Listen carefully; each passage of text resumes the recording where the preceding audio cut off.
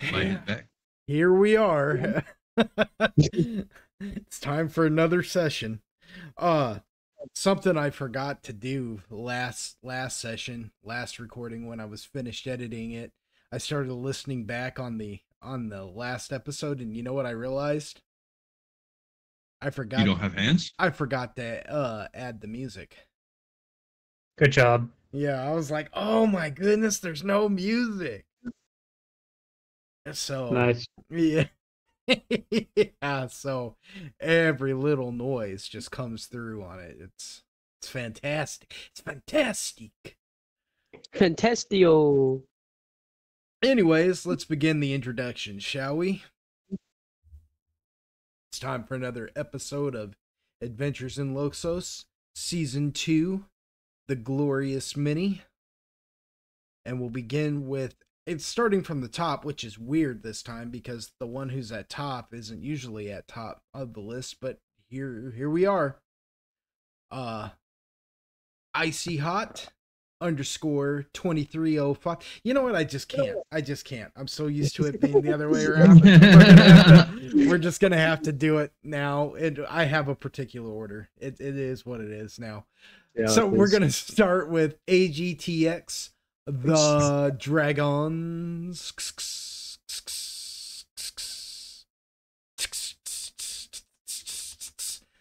And No. he will be playing. Nobody. Who are you playing? That shit up. Who are you playing? Oh, you are playing Uquill, the human slayer / dragon shaman. Shaman! He's playing a dragon shaman. And he is the resident tank. Then we have Icy Hot _ 2305. Who will be playing the half-drow Zoltan Heisenberg. And he is a deep druid. That's not your mama's druid. He doesn't get his powers from the above world, the forests and the plains and the prairies and all that. No, he gets his power from the deep places. The caves, the mountains, the underground, the mines. The cockles, if you will. The bowels. He said cock. Then we will then we have Kassid 69. You there, Kassid? What up? Okay, so moving on. She will be playing Agargus, the Myconid, which a Myconid is a mushroom folk. They are about the size of a halfling, and they are just humanoid mushrooms. Total buffs on this one. The Myconid, Agargus, the Pion Mender. Then we have, returning for yet another session, Tempest Inferno, who will be playing Otis Hirokin, the halfling cleric / what is it? Favored soul? Favored soul. Yep. Favored soul, champion of Obod High. And he's back after, in typical halfling fashion, he did some things, caused himself some trouble, went on a whole freaking dimensional ride, and then just boop, pops right back in, almost like he had never left. And that is our Otis Hirokin. Then we have Ness, or aka Android, who will be playing Android for Risen, the half wood elf.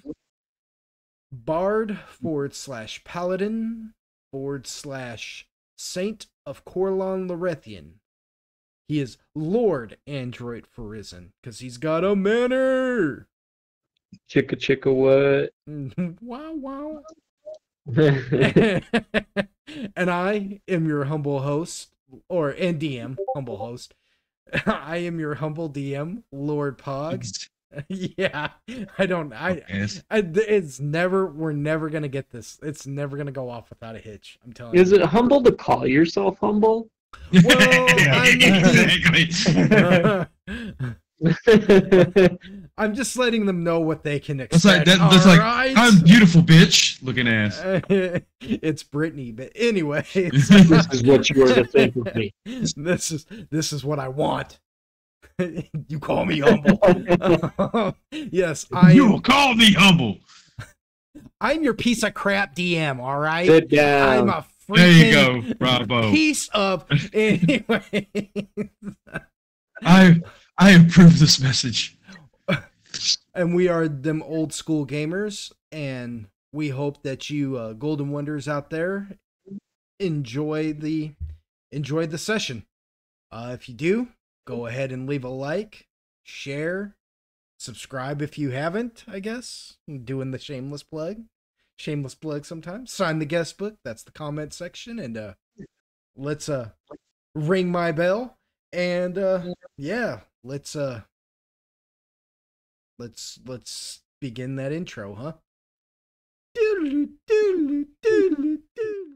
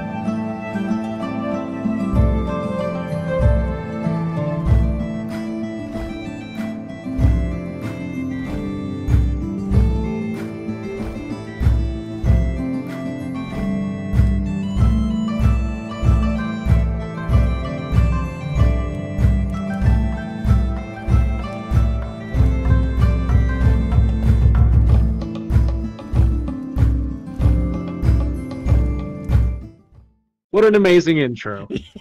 Every time. never gets old, does it?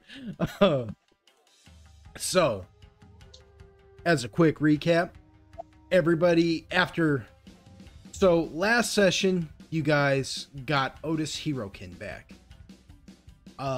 Agaragis had wandered off into the forests of the Dragoon below Shogunate's lands and got themselves tangled up with what they call a brush hog.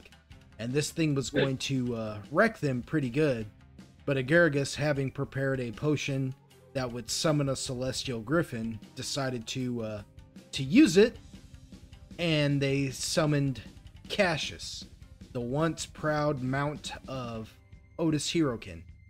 Cassius and Solar, Android Celestial Eagle, came flying through a portal holding the shell, the husk of Otis Hirokin, who Obot High promptly put the soul back into, effectively resurrecting him from a torpor, if you will. Much to the surprise of Android more than Zoltan, I guess, but Android, Zoltan, and their comrade, the detective Lao D, all came just in time to see this all take place, and Android and Otis Hirokin were reunited again. For those of you Golden Wonders out there, I don't think we were actually recording the sessions at the time that Otis was a part of the party, but he is one of the OGs of the group who had to step away from the campaign for a little while, but he has returned. So, and there was much rejoicing. Applause. And there was much rejoicing. Yay! Yay! So, Otis Hirokin, the halfling cleric, has returned. You all went back to rest, and each of you had your moments. Otis returning to contemplate the things that he has, or not contemplate. I don't really know what Otis actually did. Maybe he just slept like a baby. Who knows? Android and Solar had a heart-to-heart, and they learned more about one another. Zoltan is still contemplating the hourglass that sits in his chest. Agaragis had themselves an interesting existential conversation with they who may not be named. And that's how we're gonna say they instead of he, because we don't want to get sued. And the next day they were invited by the crone to go talk with somebody, very influential person, only to learn that whoever this influential person is, they have ties to a Mr. Blossom, who Android, Zoltan, and Laudi have all had a run-in with once before. And he almost killed Zoltan. I might also add. I don't want to ever be French kissed again in this session, no matter what it is. What is funny about all this is somewhere in the middle of all this, they've had a good at least 9 hours all to get acquainted. And Otis waits till the next day he just acknowledges Zoltan. He's just like, who are you? Who are you? Where did you come from? Classic Otis. If you missed it, go back and listen to the previous episode. It's hilarious. Going over to Uquill. Uquill has won the Jingzhou. He is the honored chosen, the champion of the tournament that is held at the festival every 30 years of the Jingzhou.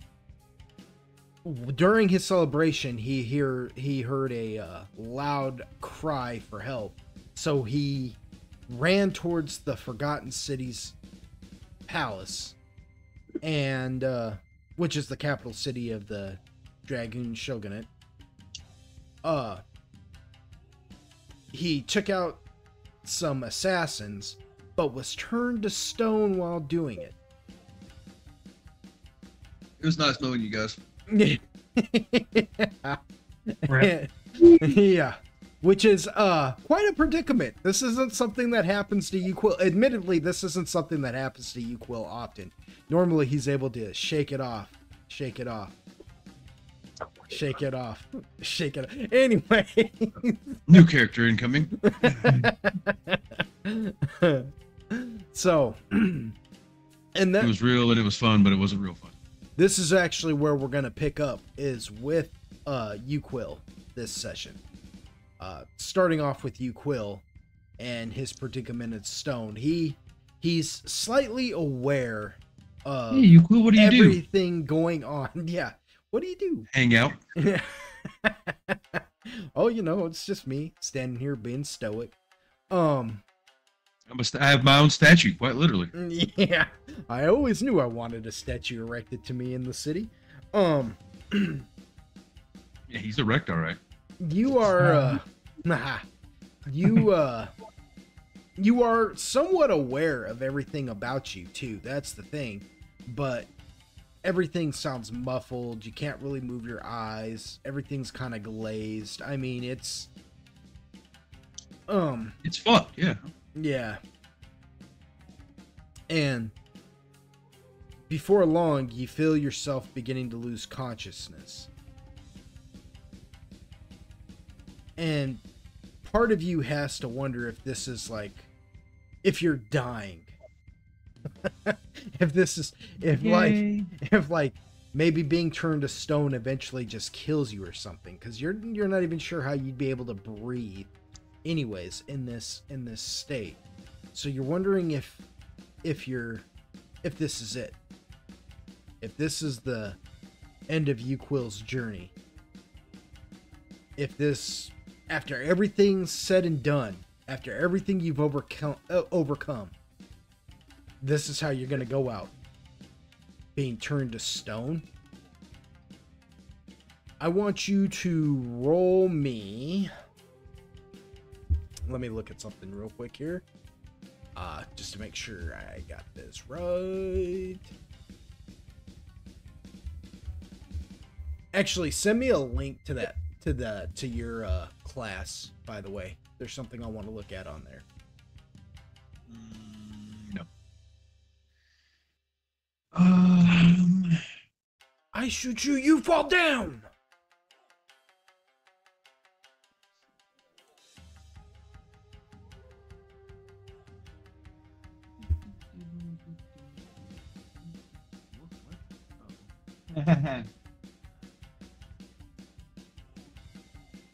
Wibble wobble wobble wibble.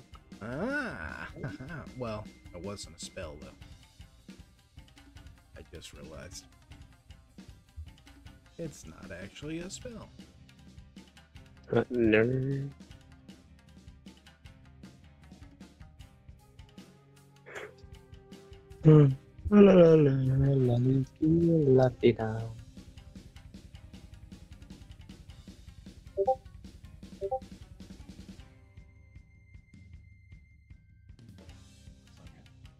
Roll me a fortitude.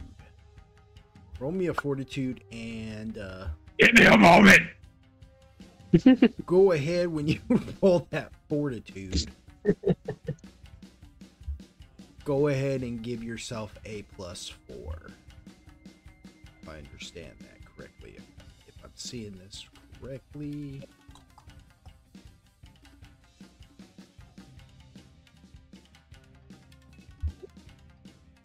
That'd make it a 41.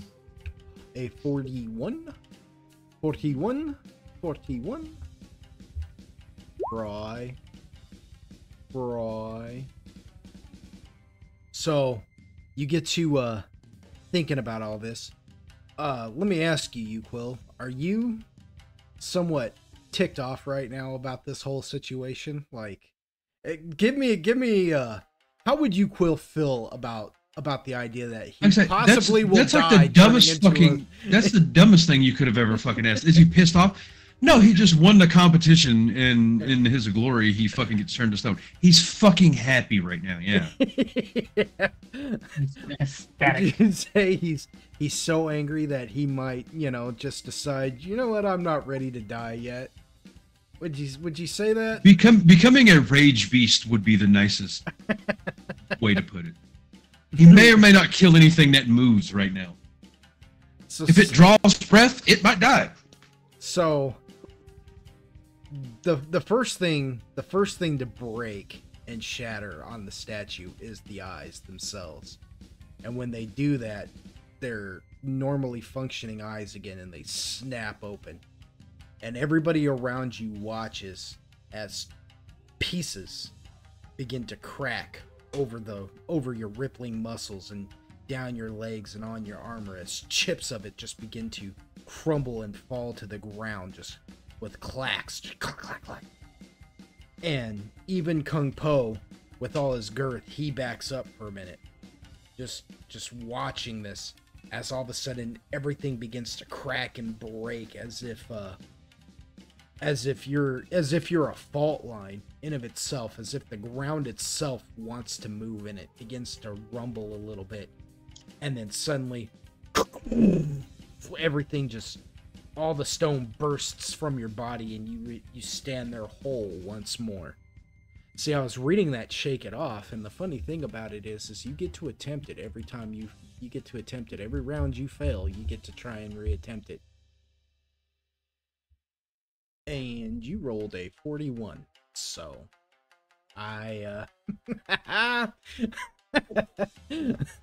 far be it from me to be like, no, you fail. 41's a high number considering what you rolled and everything. You really nailed that roll. Let me tell you. Yeah, as I can't get much better than that. No. So it just bursts from your body as you're in mid swing, and you continue the swing forward. Just when the stone breaks and you swing, tell me what is Uquill like doing? Is he roaring a mighty roar? Is he just like, I'll get to the chopper? Like, what? Take me through the whole process of Uquill freeing himself from his stone prison by will alone, forcing his body to return to flesh. I drink one beer. 2 beers. 3 beers. No, 4 beers. 7 beers. A Bloody Mary. And I'm not even drunk yet. So as you break free and everything, you just walk over. Now, they don't have beer here, but they do have wine. So you begin just pounding glasses of fire wine, just drinking it straight down. And you hear, like, everybody. It sounds like a dull, like, roar in your ears when it first happens. But you hear the entire crowd, the multitude of people. And we're talking, like, a city's worth of people here, you know? Of all different, like, races and walks of life on the continent, just all gasp as you break yourself free and you walk forward and just start downing this fire wine. Kung Po, your Feng Zhang panda man friend, comes walking up to you and he's just like, you okay, buddy? You will just like, he goes to slam the cup, glass, whatever down, and then he's like stops himself from slamming it like at the last second. He's like, Peachy, do me a favor. He just walks over and he grabs the one that got cut down by the axe right by him. He grabs him by the ankle and he's like, grab the other ones for me. He starts dragging him back to. He's going to the temple like he just had to get that out of his system. He's just dragging the body now by the cankle. Fucking piece of monkey, fucking stupid ass motherfucking. I swear to fucking. Do you pick up the heritage walking. as you do this? Yeah. He just picks up everything and he's just like walking off. And it's just like he's putting to pull like all the bodies. He's like, grab it. Kung Po just starts picking up bodies and stacking them on his shoulders. He's like, I've never seen anybody just shake off the cockatrice venom like that before. That is something. He just looks back at the crowd and he's like, He starts waddling after you. He's like, wait up, buddy, wait up. Yeah, he's no longer in celebratory mode. He's in like more things have to die now. We're getting to the bottom of this. He's like, yeah. As you're walking up there, you see a very familiar form standing there. Before you even get up to the palace, you can see the palace off in the distance, but you're still a good ways off. You know, you're like 150 feet still away from there, you know. But you know, you're arriving to the courtyard of the palace, and at the entrance to the courtyard you see a very familiar figure standing there, clad in jade armor with a very large sword. A mask covers his face, and you know him only to be Lord Dai Fu, the one who competed against you in the Jingzhou. He was one of the honored chosen as well. And he's standing there with his sword drawn, but he's got both hands upon the handle, and he's letting the blade touch the ground as if he's using it as a cane, and his head is bowed as if he's praying a silent prayer. As you approach, he looks over to you. He says, "It is good to see that you are well."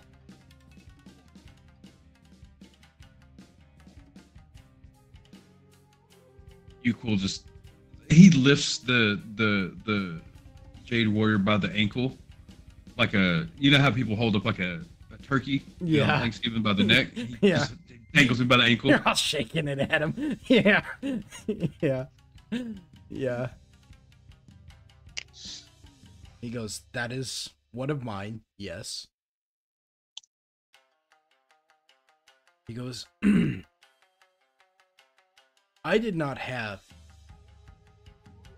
I suppose there's nothing that I can tell you that's gonna convince you that I had nothing to do with this. they were rogues within my own group.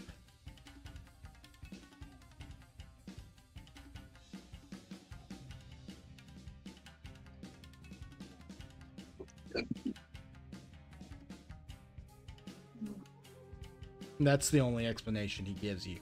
He doesn't say much else. That's the response he gets is a very disgruntled grunt. Uquil's like, well, you know that there's a part of him that doesn't want to believe him just on principle, but at the same time, like, he's had multiple attempts to try to kill Uquil, and he has yet to do it, and he's had opportunities to through the whole event, honestly. And you know that he's kind of, you know, you've only seen a few times, having known him, where it, you know, because you can't see his actual face, you could tell he was kind of smiling because of the way his eyes looked, but it's almost like he's just returned back to being all business too, so it's not like he's got a lot to say about it, you know, it's just plainly put that he doesn't, this was not carried out on his orders.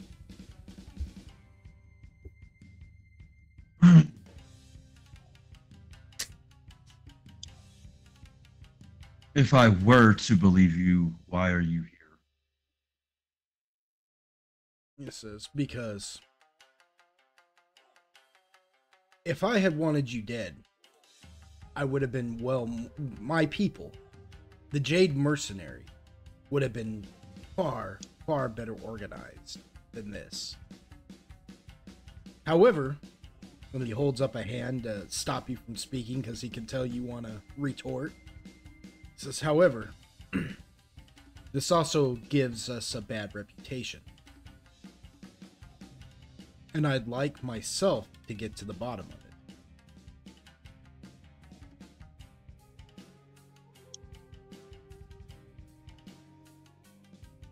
He says, or you don't have to believe me, and we can hash it out right here. Equal size. Says, far be it from me to not accept an honorable invitation for honorable combat.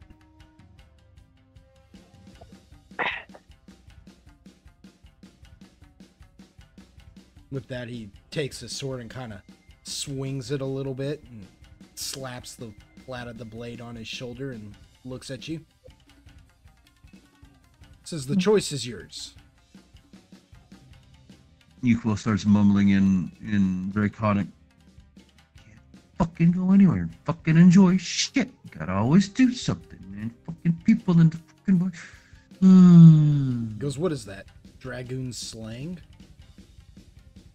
Something like this. Says it's very rough. Oh! Supposed to be doing stuff. Supposed to be doing stuff. Supposed to be doing stuff. While I'm not inclined to believe you nor not believe you, and a fight does sound enticing right now, it sounds like I have bigger fish to fry, and these little fuckheads got in the way once already. Against my better judgment, I'm gonna let it go for now. There was a loud scream. Do you know the direction of it? Said it was coming from the palace. Says if we have to fight, after we are done, should I be proven to be the victor, I was gonna go handle it myself. Because somebody has dishonored me and my mercenaries. And I cannot live with that dishonorment. We do have a reputation to uphold, after all. Uquil just puts up a hand. He's like, one second. Taps the ring. Android! Si, senor. Android, when you answer... Am I there? Yeah, like, would I be able to answer at this time? You answer, and you're more just like, what? What, Uquil? And you can hear just like, Uquil, you can hear what sounds like just like blasting happening, just and explosions going on inside, or wherever Android is right now. It sounds like Equal size so deeply into the ring. He's like, I knew it was you guys. Are you in the palace? Yes, you are.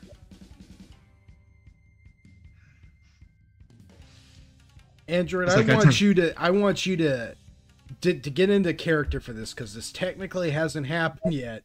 But to get into character for this, I want you to imagine that you are taking on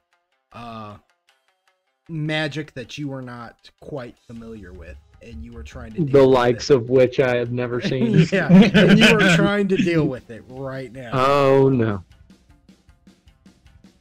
All right. But you are So in the palace, yes. I'm in the palace? Yeah, you're in the palace. This is Okay. This is I'm just technically double-checking. this is technically in the future of what you are doing. Oh, right okay. Gotcha. So it's like I've jumped ahead. We're on our way there. Gotcha. now. You are in the palace right now. Yeah. I'm Okay. preceding you, yes. Yeah. So, okay. Gotcha. So Yuquil's just like, ah, fuck. I guess you guys need me right now. I'm to assert from the noise and your displeasure. I mean, if you're freed up, that would be a lot of help right now, buddy. Not gonna lie to you. It's grim. All right, give me a second. I'll on the way. And with that, he just kind of like cuts off the communication, and he's like,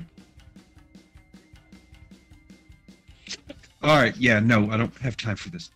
He's like, "Fuck it, whatever." He puts the fucking heritage up, fucking pulls Eros out, and he's like, he walks over to him, you know, not whatever. He's still dragging the Jade Warrior. Yeah. Still dragging. Like Mad He walks Dog, over with hold him. the Yeah. elevator. Yeah, he's like fucking. He's like, he goes to pull Eros, and he's like, oh well, fucking just sticks out his hand. He's like, fucking truce for now. Yeah, I've got fish to fry. I'll help you figure this. He dangles the Jade Warrior when I'm done, because something else is going to get the ire right this moment. And he just basically extends an arm, you know what I mean? Like a truce, you know, shake on it, and he's still dangling the Jade Warrior. Daifu looks at this act of, like, you know, truce very strangely, and he like slowly gives kind of like a half bow, never taking his eyes off you, and then kind of uncertainly like grabs your hand, almost like he's unsure of what to do, until you like slide up and actually grab his forearm and just kind of squeeze it. And so he like squeezes yours too, like just kind of mimicking you, and then just kind of nods like, yes, this is correct. Yes. Yeah. This is basically, we've made a pact that we will not interfere with each other's plans at the moment. I've got to get in the palace because it sounds like my they need me. Kung Po just kind of behind you goes, battle? Yes. I guess I'll leave these with you, and you can figure out who they. He just drops the warrior in front of you. He kind of slings the two off his shoulders, and like they just like up off the. You know what I mean? Like he's just slinging sacks of grain, and he goes, battle! And he goes running past you. Daifu. Yeah. Daifu goes. He's a particularly special one. You know, but I like his gumption. He says, well, if it's all said and done after this and you still feel sore, you have my word. I will meet you in honorable combat. If I do not prove my innocence now. And with that, he lets go of your forearm and goes racing up towards the palace himself. He's like, well, fuck, all right.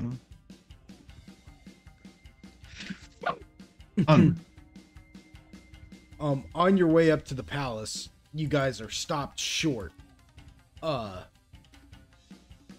As you're running up there, you know, Kung Po is just like, battle! And then all of a sudden, you see an explosion kind of happen in front of him, and he kind of stops himself in his tracks. And floating there... That's always good. Yeah. Oh, yeah. Yeah, yeah, that's a good sign. We like that, right? Yeah, that makes my nipples harder. Yeah. But floating there, you see a... Well, let me see. Where are you at?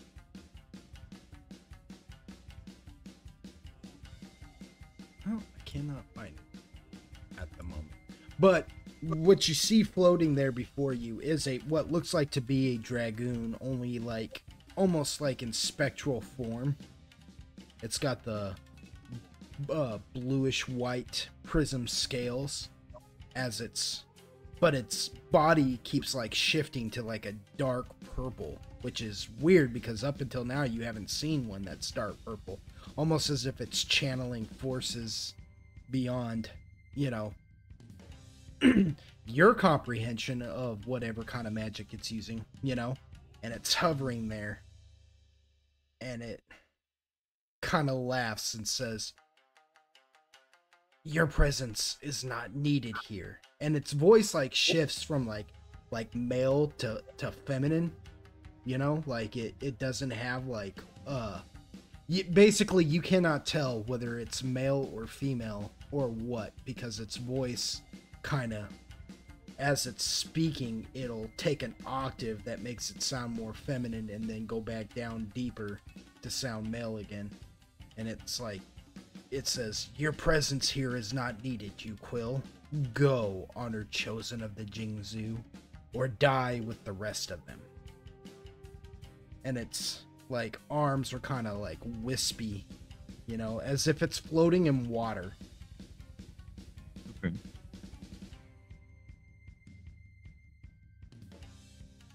And that's... I'm gonna have to say no. Says, "Have it your way then. I warned you."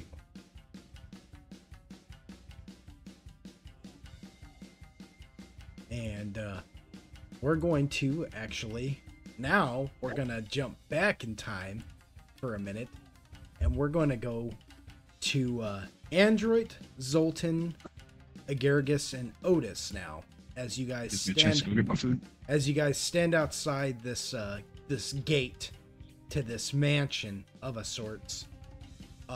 The last thing you remember hearing from last session is that the Crone was talking with this random dragoon who came to answer the gate. He's dressed fancier than he's got any right to be, I guess you could say.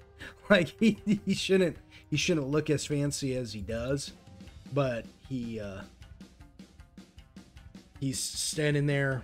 He wears like a leather overcoat, and he's got a silk shirt on and everything, and he's got these tattoos on his body, and he's one of the charcoal red dragons. And dragoon, and he's standing there, and I believe it was Android and Zoltan who because Agargus didn't get to make this roll, so I'm just gonna say that Agargus missed this too. But it was Android and Zoltan who heard him whisper, "These are the guys. These are the ones that gave Mr. Blossom such a hard time. Ooh, Boss Cap is gonna want to meet them." And after he says that, the Crone says, "Indeed. Indeed. Never judge a book by its cover. You should know this." And he's just like, yeah.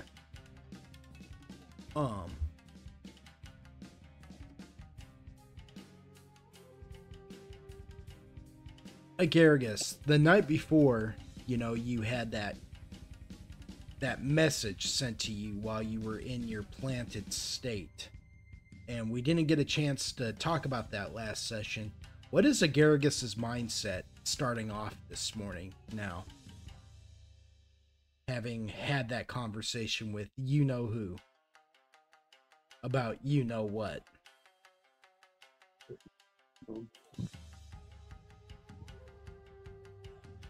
As they scolded you that you hadn't pulled it. As they scolded you for not having accomplished said task yet.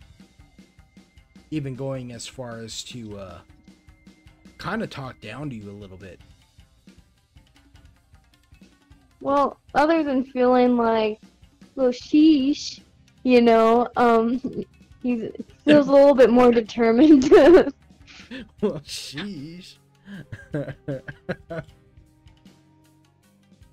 Okay. What is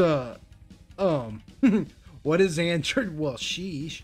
What is Android and Zoltan's reaction when they hear the name Mr. Blossom dropped by this unknown dragoon who the crone has brought you to?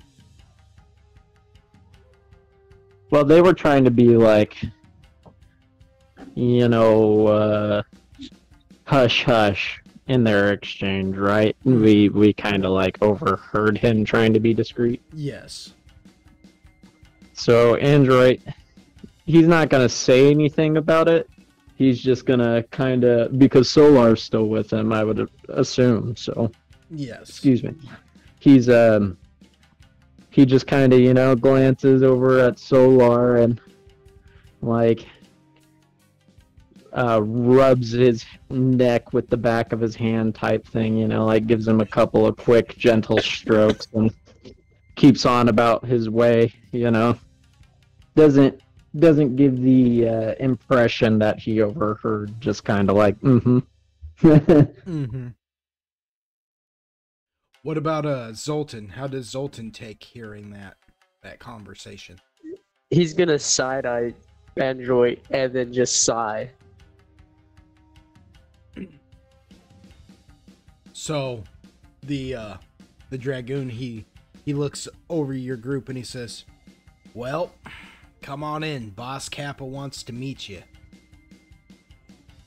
And then he just kind of motions for you all to enter through the gate before closing it behind you. Locking Word. it. The crone is walking with you all now, but she's less leading the group now as much as she's just kind of like walking with it in tandem as this dragoon leads you inside this mansion. And again, the mansions here are a lot different. Their architecture is and everything. So he brings you to, basically, after a lot of stairs and whatnot, he brings you up to the very top of this tower. And again, like I said, these towers are set up even different than the towers you're used to. Most towers you're used to seeing are cylindrical in shape, and these ones look more like hexagons, if as it were, stacked like a section. They're like sectional, hexagon, and he takes you all the way up to the very top one and slides open the rice paper door, and in there you see another dragoon who is more of the bronzish brown color.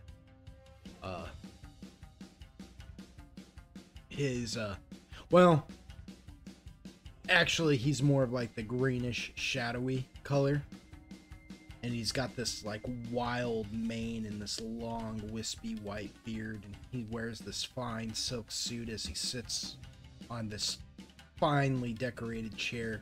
These guys, they don't dress like warriors. They dress like businessmen, and everything they have is real finely cut. You can tell that it's all tailor-made and everything. And he, As you guys begin to enter, he looks you up and down. He goes, "This them?" And the one dragoon who led you here, he says, "Yeah, boss, this is them." He says, "You can leave us, Bushi." He says, "Are you sure?" And he goes, "If they meant me any harm, they wouldn't have accepted the offer. Come on in. I want to talk to you." Now, so at this moment, I'm going to give you all the option to either enter or change your mind about this whole scenario. Right now. It is up to you. Is there? Give me just That 2 seconds. doesn't to necessarily think this mean over. I have anything nefarious planned per se. It just, Yeah. It just means that, honestly, Perchance. if you're having any second doubts about this whole situation, speak now or forever hold your peace. No, I know. You just can't say things like that without making me doubt. I know I'm gonna do it anyway. I just feel like I have to steel myself a little bit. You know? Well, Okay. This offer also extends to Agaragis, Zoltan, and Otis as well. If any of you have any doubts, now is the time to speak up. Well, Otis is just kind of looking at Android, just kind of waiting for him to make a decision. Otis don't know what's going on, but he's prepared. I'm gonna say Android kind of glances between each of their faces, to kind of try and gauge how they're feeling. I know as he looks at Agaricus, he's gonna be like, mushroom. Otis just said he's kind of looking to Android to make the decision. Android kind of looks at Zoltan to see what he's thinking. I'm just walking in. Onward. Android follows in suit. What about Agaragis? Agaricus just smiles and follows as well. Alright. I don't know if you could hear that. She's across the room right this second. You want Hold to on, say that into the I'll go mic? closer. Yeah, that's my bad. I was standing across the room. Sorry.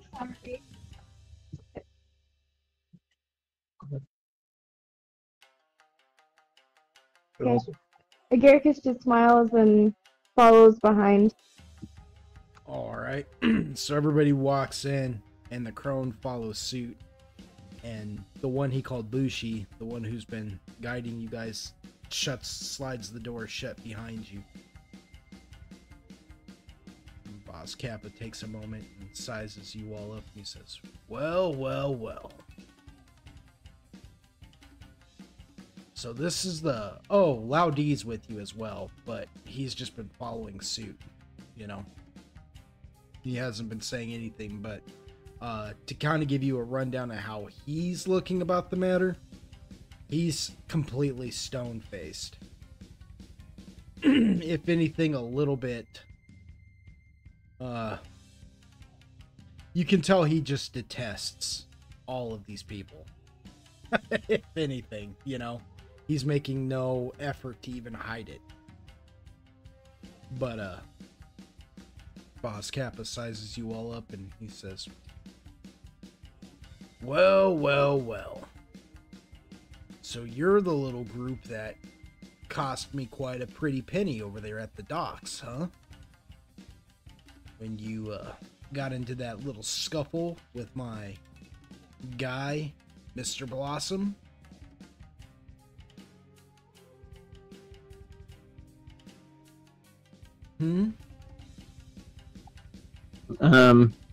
I guess before Android speaks, he kind of bows.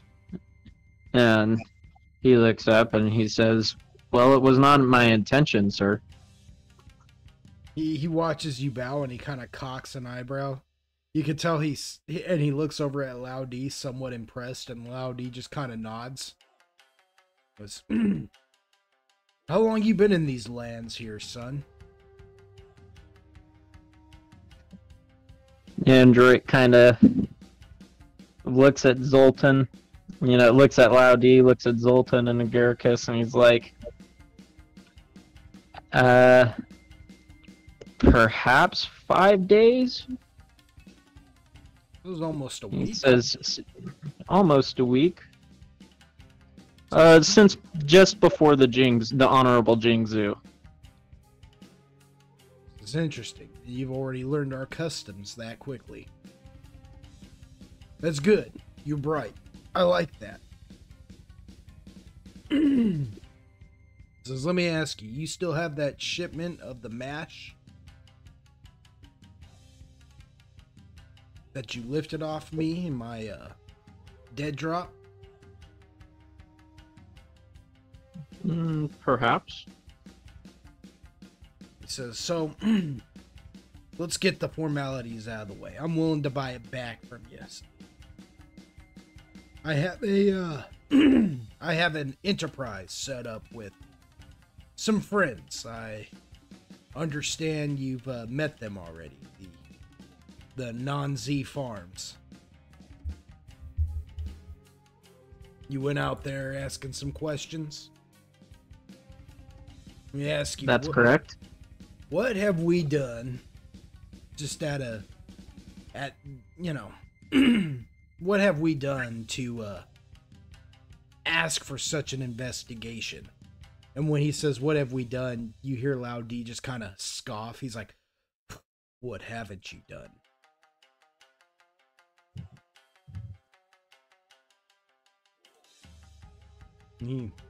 When he says that, you watch Boss Kappa kind of roll his neck a little bit, like he's gonna, choose to ignore that slight against him,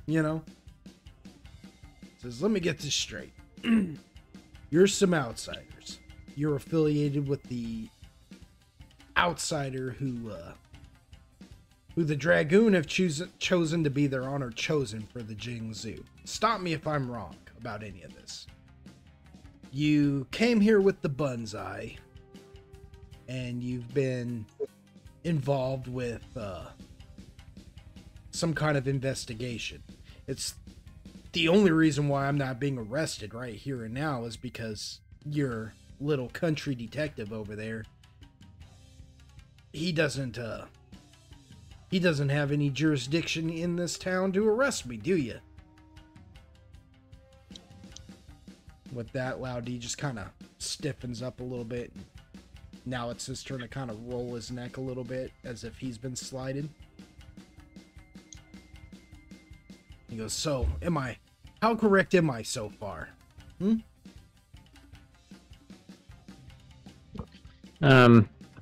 Android kind of bows again, and he says, respectfully, you don't sir. have to bow every time you talk to me, all right? We can be informal here, all right? You're fine. He says, fair enough. And he says, no, sir, the reason why you haven't been arrested yet is because you are not our mark. He says, we came to your location in the farms seeking information. He says, we're trying to, deduce who our target truly is, rather than, as you say, we are in the midst of an investigation, and we came to your farm simply seeking information. That is all. Well, it's not my farm. I just have a little deal worked out with them. You guys got yourselves stuck in yourselves a little triangle that you don't even know. Been chasing red herrings all over the place, haven't you? You've been thinking that the black market trade of the nightmares has something to do with all this, and you've been thinking that us selling mash to budding woojins, as it were, were somehow involved in all of this, when Nah, none of that. None of that has anything to do with what you're looking into. He goes, but, however, I have information that you might be interested in. If you were willing to make a deal.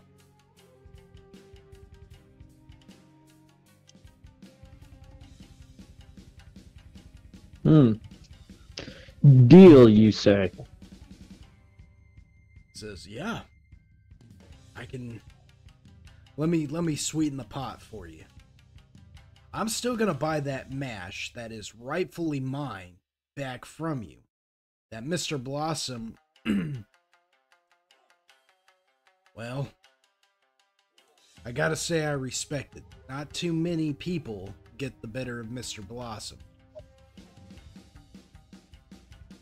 But I'll still buy my mash back from you. And I even got information that could help your little friend over there. And he points at you, Zoltan. Says, you're one of them, dark elves, aren't you?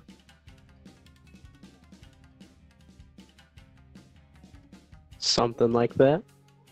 Says, yeah. Something like that. Says, well... Says, it just so happens that there's a particular dark elf that lives in these lands who, when she found out about your presence here, became very interested when she heard your description. He motions over to the crone. Says, we have connections. She shrugs. It's about this time that Loud E goes, this this is ridiculous, Android. We have no business doing business with this type. Boss Kappa kind of laughs. He goes, ho, ho, ho! I bet you do feel that way too, don't you? I bet you do. Alright, I'll be right back. I gotta go grab food. Says, make no doubt about it. I know things. There ain't a dealing that doesn't happen in my city that I don't know about. He goes, you want to know who's going to try and kill your lady fair over there? I'll point you in the right direction.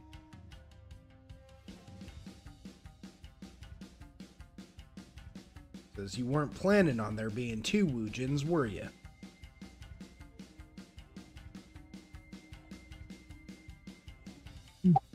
Andric kind of scratches his chin a little, and he's like, well, I assumed in general that there were probably several Woojin. I just don't know how many are involved. That Boss Kappa looks past you as if he's looking at something else, and he just kind of half grins.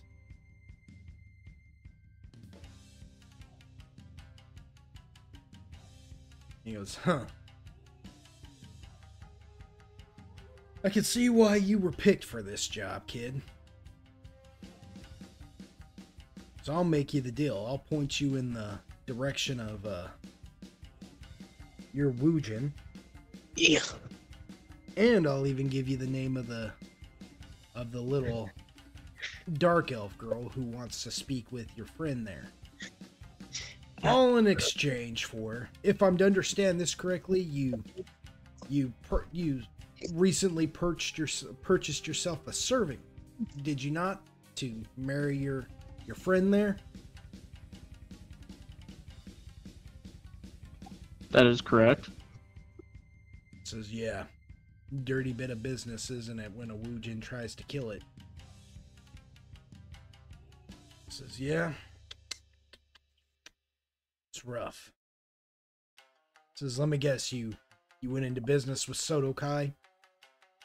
About the non-Chang farms and the fire wine and all that?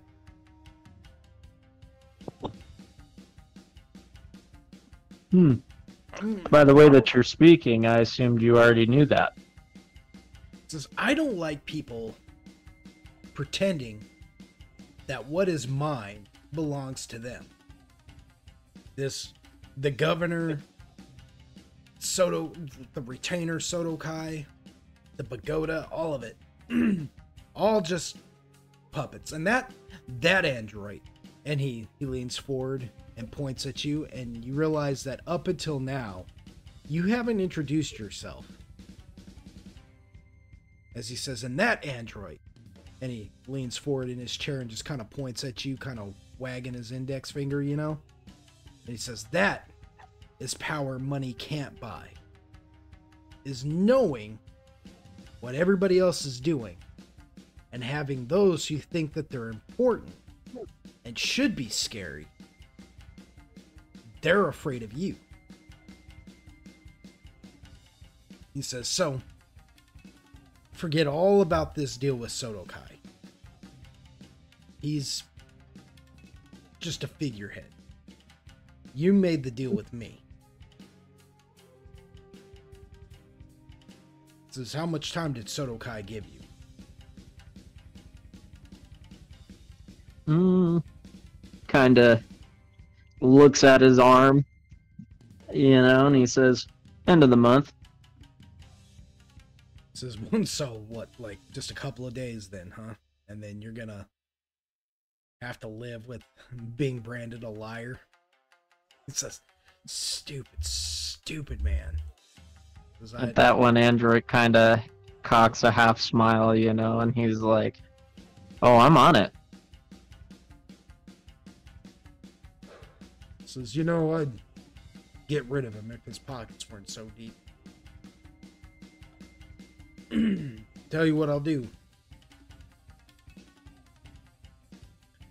From here on out, you're now doing business with me. Me and my organization. We are called the Underbelly. And when he says that name, Underbelly, Zoltan, you remember what the crone told you about the Underbelly. How there's an underbelly to this town. And they are, you know, they are not to be trifled with. You know? Hooray! You thought she was being metaphorical. I did. Careful with them. I dare she. This is we're the underbelly of this town. You're gonna be doing business with me, and I'll tell you what, partner. I'll make you this deal right now. You'll get all that information that I'm offering, and I'll even buy back my product from you. If, now that you know who you're doing business with, you don't back out. Because it would really hurt my feelings if you backed out. Android's kind of like, so if I'm to understand this correctly, you're Kotokai's boss. And you're kind of asserting authority over our agreement. I'm just making sure that it goes on without a hitch. Up until now, I never even thought about what it would be like to be able to do deals across seas. And it's just a trivial thing. But you know, when I come to town to look over things and this and that, I'm going to need certain kinds of protection and certain, aesthetic. A place to stay, people to watch after me, perhaps even somebody who can take me around and show me the culture and the customs. Much like we have for you. You know, just a small trivial matter of knowing what it is and who it is I'm doing business with. And your culture. I would only expect the same sort of proclivities extended to me that was extended to you.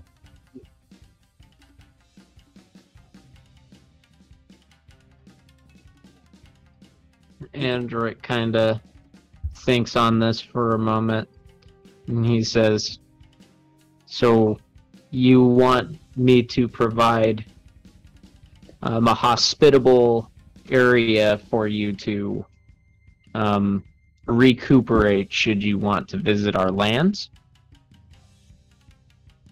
Something like that. See, it's my intention to just set up shop there.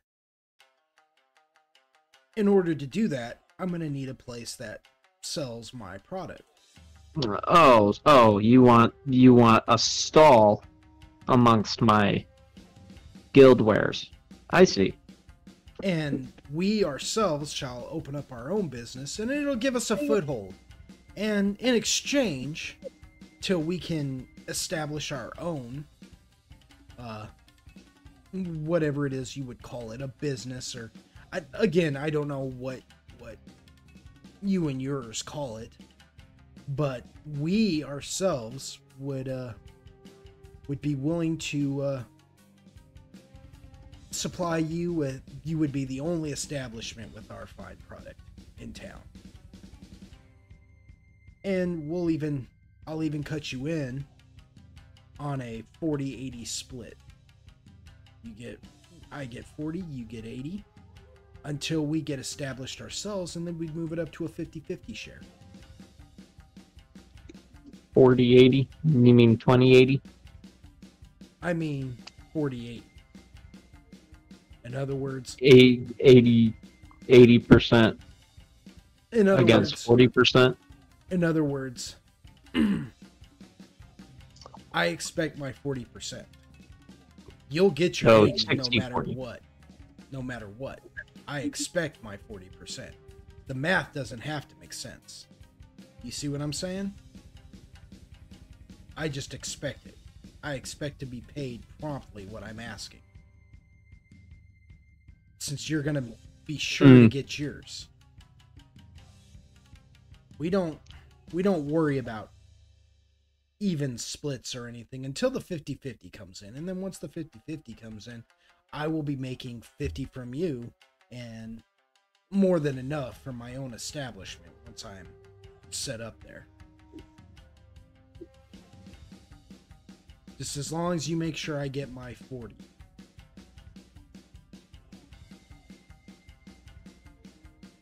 Andrew kind of clicks his tongue a little and thinks on this for a moment.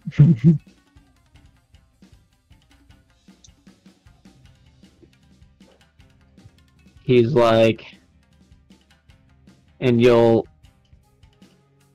assure that my issue now is covered.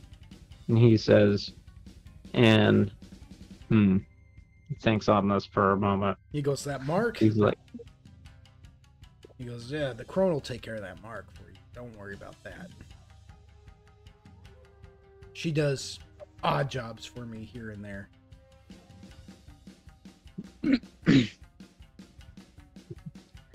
Android kind of looks at Loudy, and he's like, well, Sebastian will have my head. Loudy just looks and goes,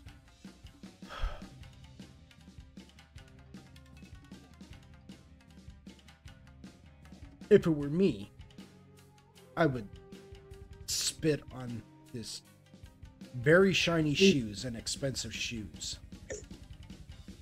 But that's just me. However, he is right about one thing. I have no jurisdiction here. He goes, yeah, you're just a country boy, ain't you? This is probably the biggest case you've ever had to work, huh? Real important, your mission, isn't it, Loudy?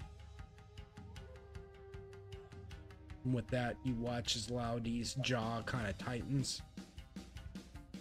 He looks sort of nervous. You can roll a sense motive in Loudy's, like, the way he's responding to some of these jabs, if you wish. Okay. Bet.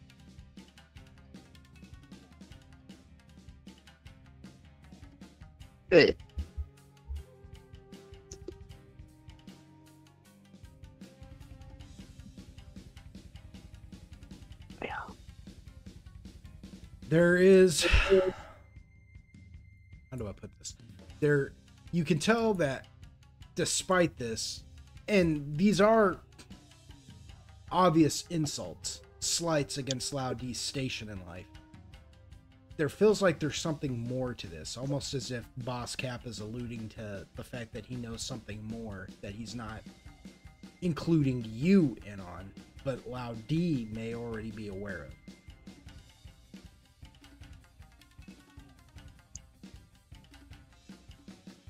He says, but it's up to you. You can continue to do business with Kodokai. Either way, I'm going to get my cut. I just figured this was a better proposition for you. It's completely up to you, really. You don't have to worry about all the hassle of the politics and whatnot, the bureaucracy here in these lands. I will handle the governor and the pagoda and the retainers and everything of that nature. Believe me, nobody's gonna tell me no.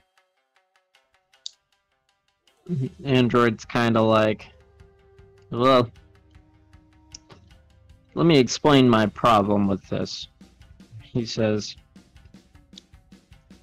I don't enjoy the idea of an unspoken for 20%. So, how about, rather than giving me that 80%, how about you take that 20%, that additional 20% for my 80, and add it to yours to call it spoken for? He just kind of laughs. He goes, oh, that 20%? Don't worry about that. He kind of chuckles and he's like, no, you see, I kind of have to. If I have to assure that you get your 40%, then how about you take your 40% from my 80? It says, or we don't worry about that 20%, because that 20%, you are correct, has to go to somewhere. And I already know where that's going.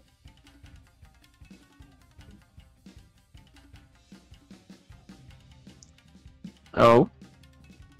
Well, yeah. There are other people involved in this who have to get paid. And had they not tried to cut a deal with you and pretend like they could cut me out of it, they would be making a lot more than 20%. Now they're going to have to learn how to share that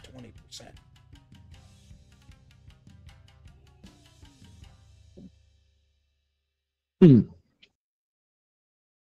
Says not to, but I still have to assure you have to get your 40. Well, yeah. You just make sure I get my 40. And you'll get your 80. And other people will get their pittance. And that's what they get for trying to do business without my go-ahead. Especially when they're trying to do business with the same person who I'm now having to buy my product from. Because regardless of all that, Android, I still need to buy that product back. I have people like the Fair Crone over here who rely on that mash.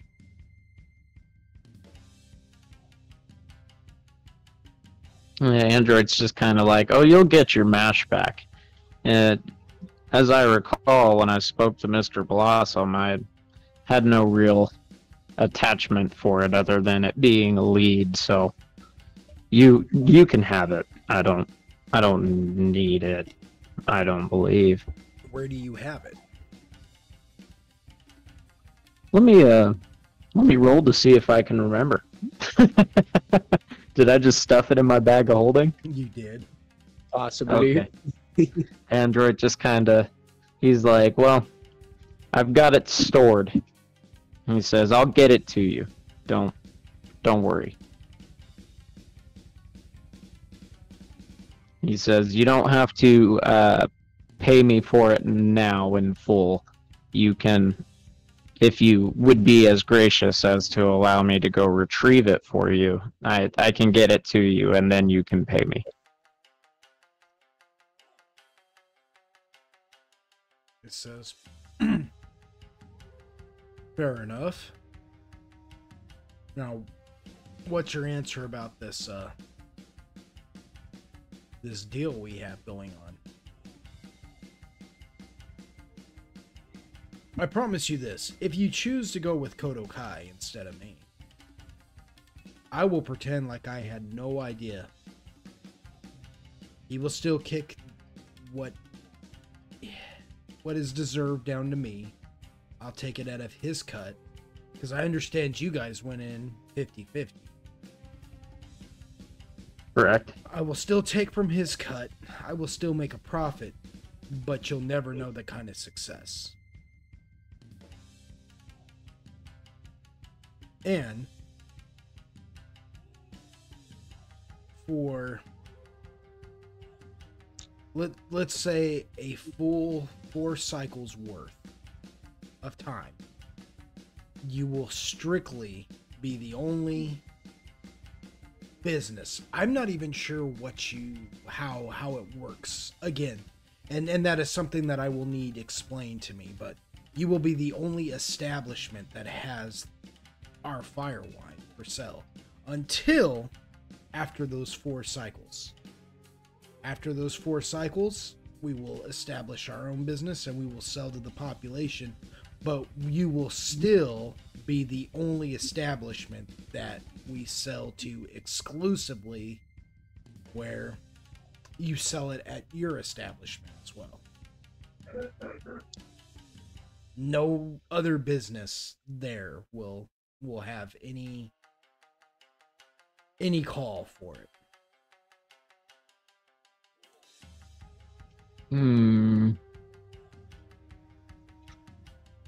Android's like, well, all right, fair enough. We'll go over Kodo Kai's head. He says, if you're worried about the girl, believe me, Kodo Kai ain't gonna take her back. Not after I... Oh no, I'm not worried about him taking her back.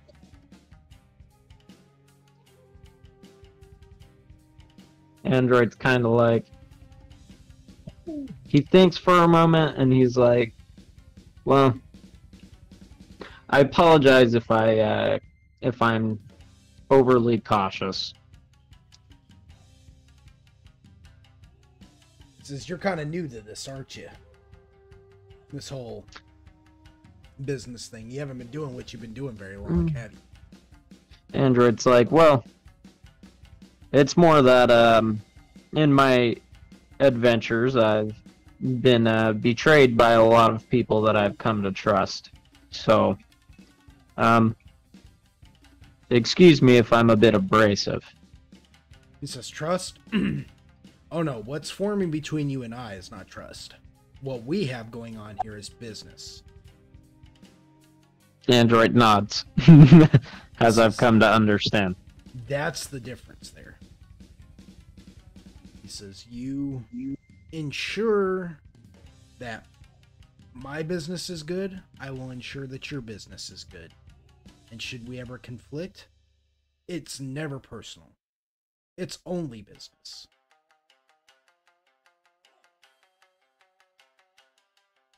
He says, fair enough, but my condition is that I only want hands in the fire wine and anything of, how you say, ethical dealings. Do you have anything, any practices that are what you would say unethical, I suppose? Says, I want nothing to do with that. Unethical. Hey, what do you take me for? A bum? He says, I don't mean necessarily you specifically. I just mean you get my drift. If you're the underbelly, you know how dicey things can be. I don't want nothing. I want no part of that. I want no part in it. Calm down, Android. Calm down. I wouldn't involve you in anything unethical, as you so politely put it. Says no worries about that. We're not criminals. And he just kind of laughs. He says, despite what your country detective may think. And then he motions for the crone to step forward and he goes, take care of that mark for him, would you? And she turns and looks at you and holds out her hand. She says, let me see your hand. Hendrik kind of grits his teeth and closes his eyes because he remembers that it was like searingly painful the first time, you know. And he just holds out his hand. She takes your hand and kind of smiles because she sees that you're bracing for it, and she leans in and kisses your hand, and when she does it, you feel the mark just kind of dissipate. It feels like a Yeah. It feels like a tingle, but it there's not much else to it. Yeah, Android kind of opens his eyes, feeling a little silly, you know, and looks at his hand and looks at her, and he is like, "Oh, that was quite pleasant, really. Thank you." She just nods. And It was so pleasant. now he looks to. And he just busts. Yeah. I filled the cup. He looks to Zoltan now and he goes, and what about you, flock of seagulls? Do you you want the name of that dark elf girl looking for you, or what? Yeah. I can send her your way if you'd like. She's in town, but I told her no talking to you till I talk to you. Yeah.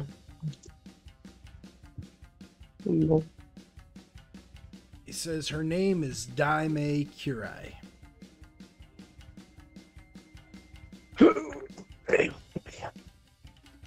Says, here in a little bit, she'll come and visit you, and you can speak with her personally about your little situation there. She said you got a situation going on that you're not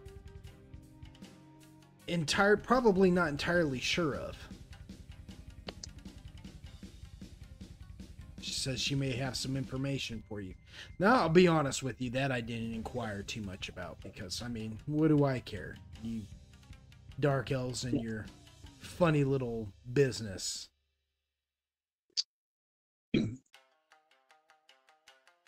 Says, in fact, in all my years, I think Daime might be the only one I've ever come to trust. So, thank your partner here. And he motions to Android. He goes, because I think you're the only other half drow, if that's what you're called, that I think I've ever gone into any kind of dealings with. Goes, which means I only half trust you.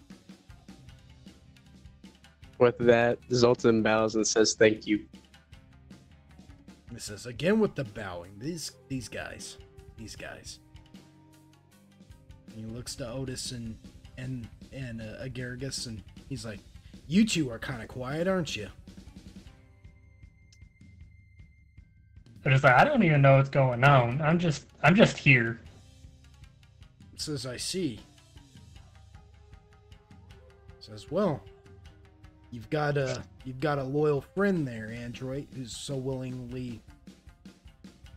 blindly, if that, following you into what could have been the You've got a friend in me. Yeah, the lion's den here.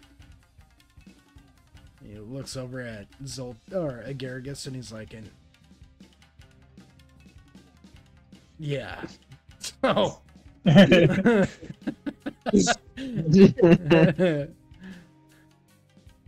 as well. When you get back, you said that the information was already taken care of then? He says, well, I have someone in transit to send business to Kotokai. My liaison, as it were. He's going to be put in touch with him. He says I don't know. Would you like for me to try and make arrangements to have that be to you instead, or would you like to intercept Kodokai yourself? Because to be perfectly honest, I don't know where those guys are at right this very moment, but boy are they swift.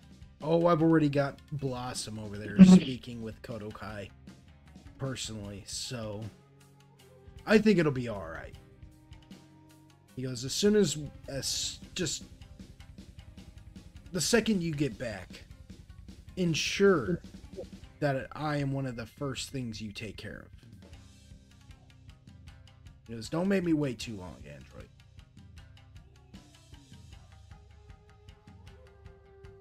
Yes, sir. Says, well, that was painless. I expected you to put up more of a fight. Says, and don't take that as a don't take that as an insult. I like painless. I prefer it, really. Again, I'm not some monster, despite what your points at Loudy again. Despite what he may think. Says, but if there's nothing else, you Half Dark, you'll be expecting your friend to come by and see you sometime today. And I'll be expecting word from you, Android.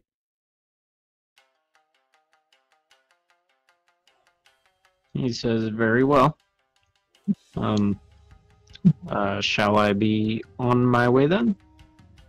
Unless there's any other business you can think of. He says, very good then. He kind of,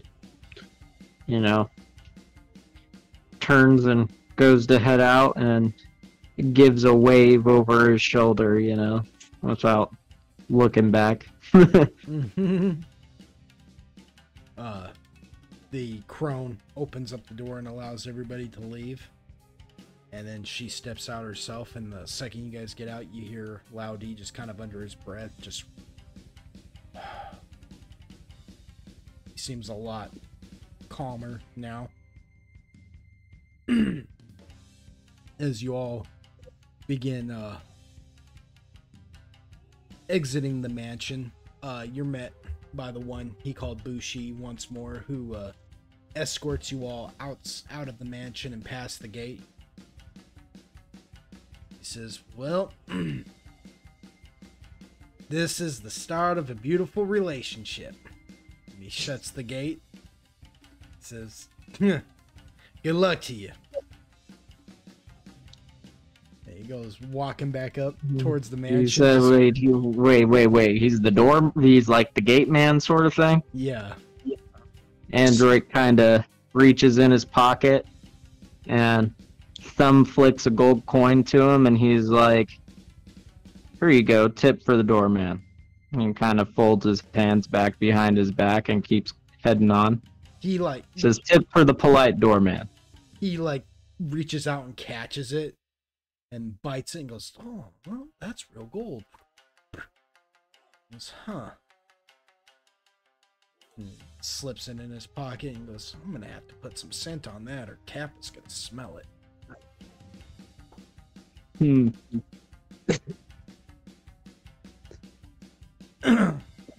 You guys get about halfway back to the Forgotten Palace when and on the walk back there, eventually the crone, she gets you guys back to a certain point where you know the rest of the way, and she says, if it at all be troubling to you, I have other business I need to attend to. And she pulls out a note and hands it to you, Android. She says, that is where you can find the Woojin who attacked your Chumi. Whatever she is to you, but his Chumi. And she nods towards Zoltan. Says, that is the information you need about that Woojin. I have other business to attend to, though. if you don't mind.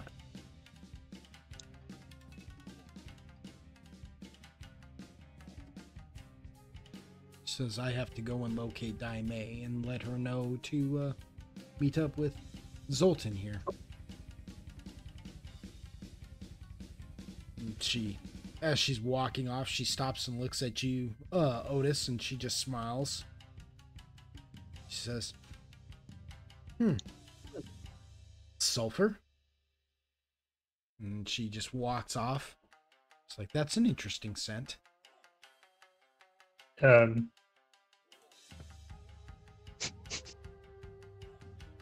It's just his nuts.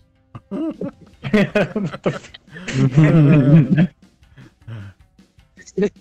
roasting. Okay.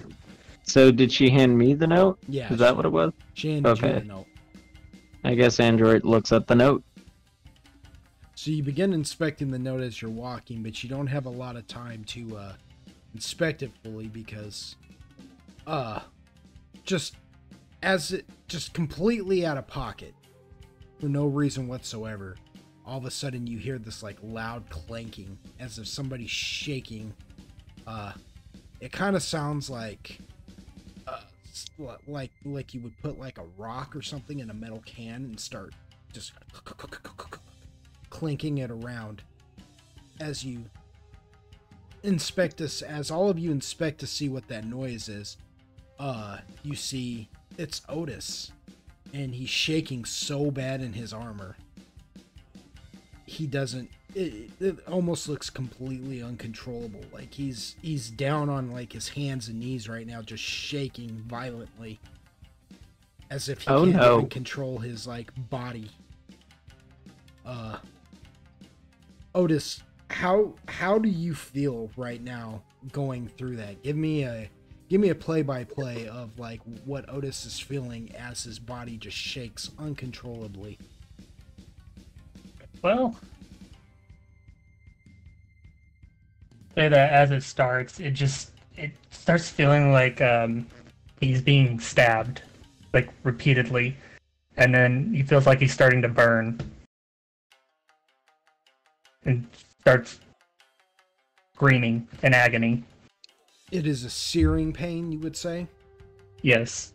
Yeah, so you're watching Android and Zoltan and Agaragis as Otis has just hit the ground and he's just shaking uncontrollably and just weeping. He can't even control it.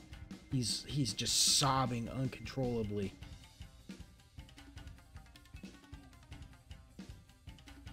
And then as quickly as it starts, it just kind of subsides.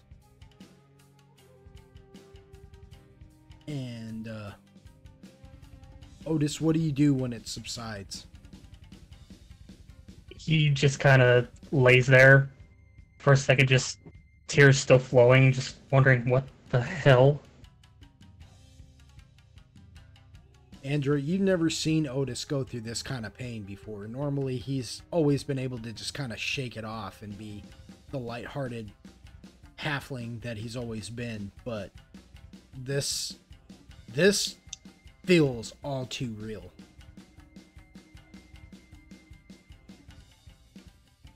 I guess Android kind of looks a little mortified for a moment, watching him like this, trying to see how he's acting, and if he doesn't quit, I guess he'll try his lay on hands, not knowing what else to do for him.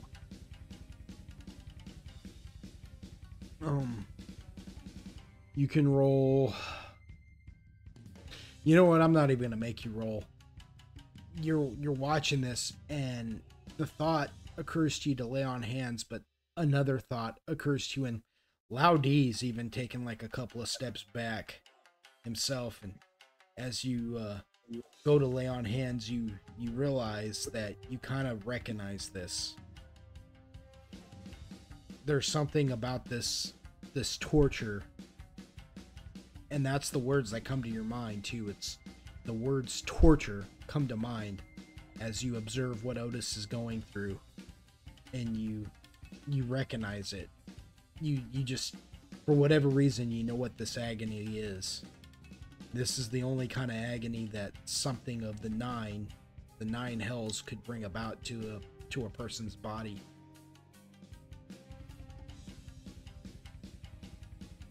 And you're not quite aware, let me put it like this, you don't really know how, as if why this is happening to him, but you just know that this is what's happening to him. It's like his body's experiencing trauma from having been in the 9 hells. As Otis just lays there sobbing. What is Zoltan doing at this time, watching all this? He takes a step back with Loudy, wondering what's going on. How about a Garrigus? What is a Garrigus's opinion on this whole matter? His eyes are like wide, and then he's like kind of stepping behind Android and kind of grabbing onto his like leg. Yeah, it is something extremely violent. Like it does not look like it's fun at all. Otis, when you're finally done doing all that,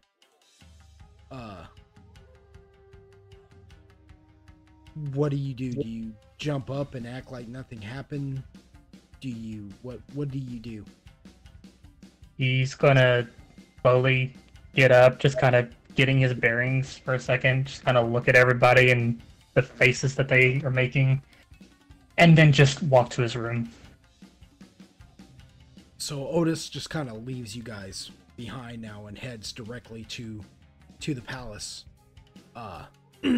as fleet-footed that his legs will carry him, which for a halfling and with such a short stride, he actually power walks it pretty hard and puts a good enough distance between him and yourselves, partially because you guys are all still just kind of standing there stunned as he heads towards the Forgotten Palace, leaving you all behind to go to his room.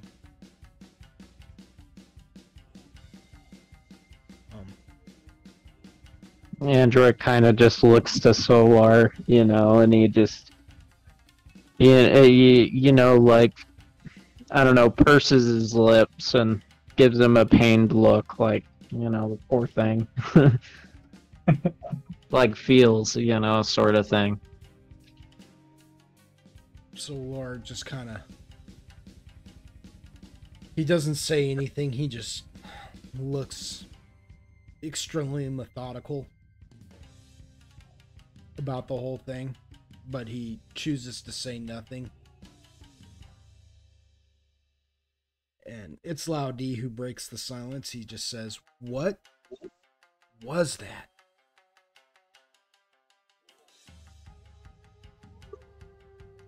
Android's kind of like, well, I don't know for sure, but I know it can be nothing good.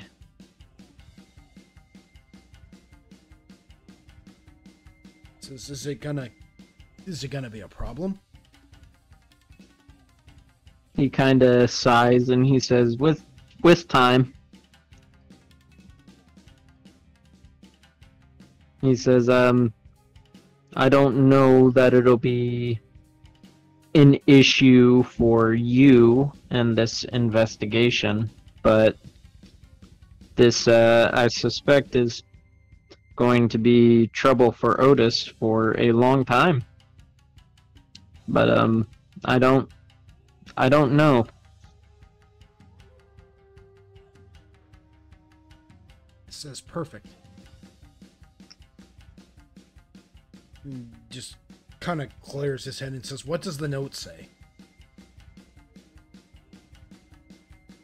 He kind of, when he says perfect, he kind of narrows his eyes for a second, but then just kind of brushes it off because he also understands Loudy's position. And he just opens the note and looks to read what it says, and he's like, matters at hand, matters at hand. And he reads it. It just says one sentence. It says question Ling Ling. Is that Chu Mi's friend? Yeah. Question Ling Ling.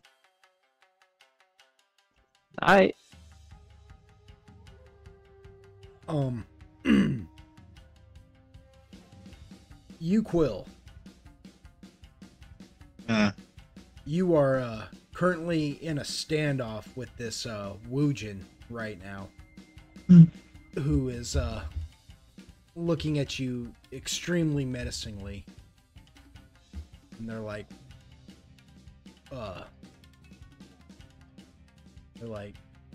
last chance.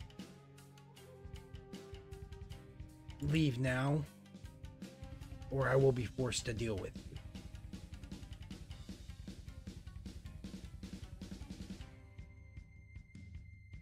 Oh, you were trying to be scary. My bad. I say, oh, you foolish, foolish man. I said, welcome to Peng Shun.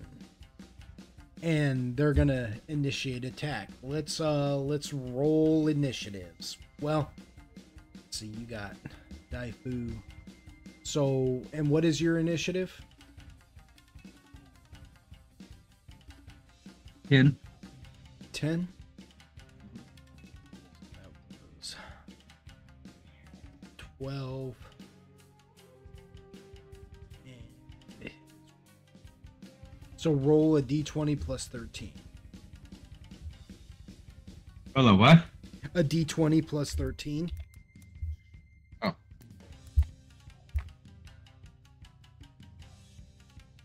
Oh, that's doubles. Wow.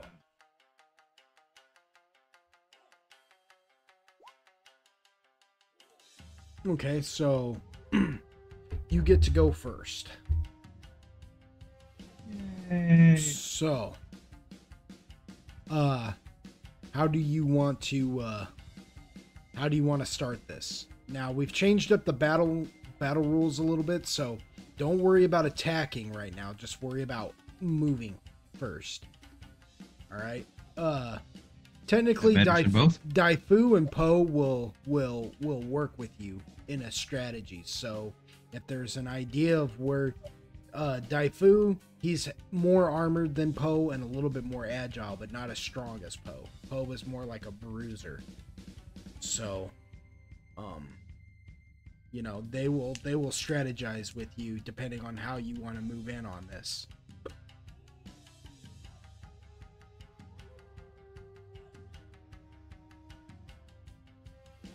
I thought you knew I only knew one way. Miley Cyrus is somewhere in the background. So you, I come in like a wrecking ball. Oh yeah. all right, so you just go charging in on it. Yeah, he didn't get the memo. I'm the scary one here. Okay. So you go charging in. Yuko still wants to punch shit in the face. He's still wound up tighter than a fucking fish pussy. Let's see. Daifu sees the way you're charging in. So are you going for an overrun, like a bull rush overrun type maneuver? No, what I'm doing is I'm gonna need the info on my new breath weapon. It's like a sphere. You got the sphere of darkness. Is that correct? Or Force. no, you got the force. Oh, okay. I'm getting bumped the fuck up off the ball now. I don't think they like my bump.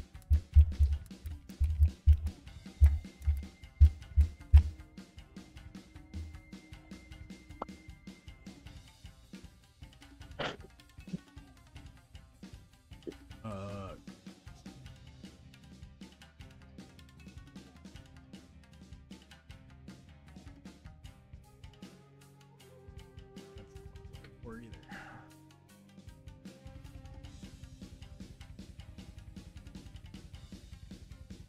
Here, let's look it up this way. I guess it's just trying to take me to a to a generalization, and that's not what I'm quite.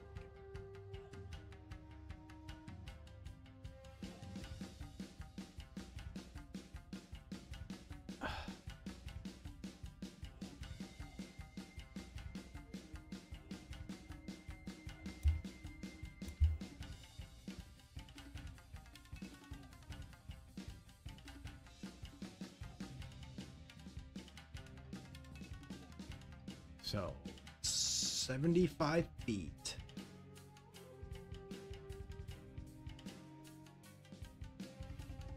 Own or like? It's a.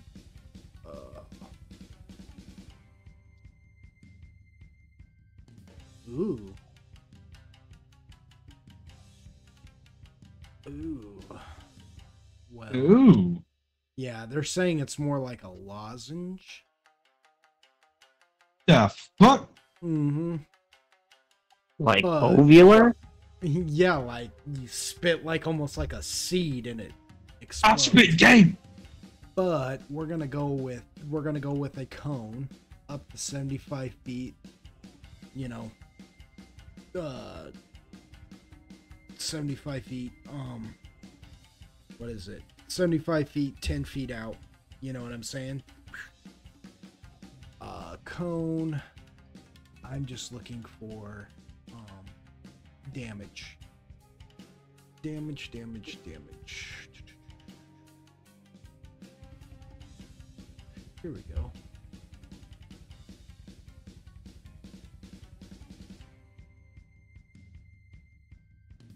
Ooh. So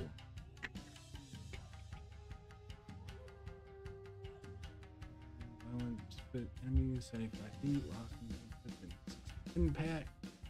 So it is like an explosion. Ooh, any creature taken. Ooh.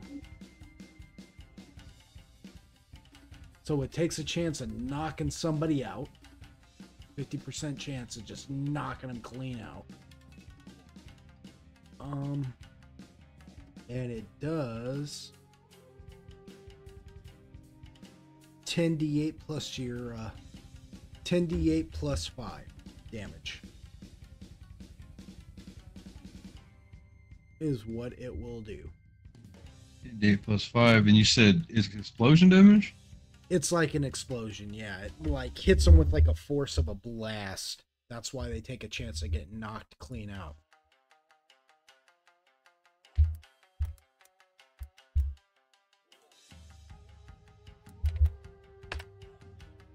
Which they did not get knocked out.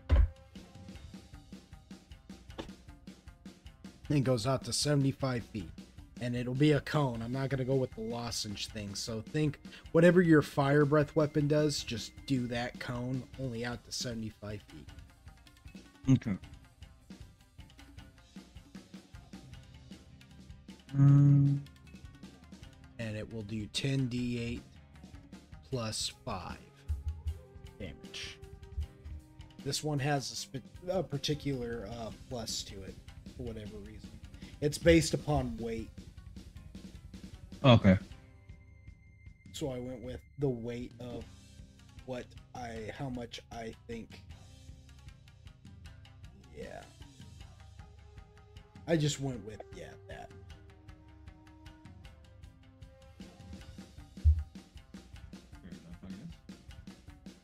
Yeah, I'm just basically gonna run up and let him try that out. So you just come running up on it and just like yeah. Okay. That is the new battle cry for when Quill does his force breath weapon. He just and just blasts Nice. that Woojin. Looking ass. Roll your damage. No worry, I'll have a new one each time. Okay, fair enough. Bro, you're dealing with me. I'm gonna have tons of them. Mm-hmm. Don't give me an excuse. I'll use it.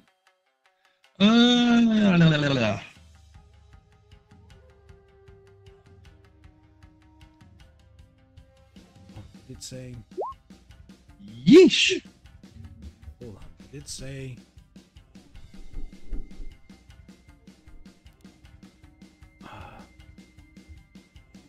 Oh my gosh.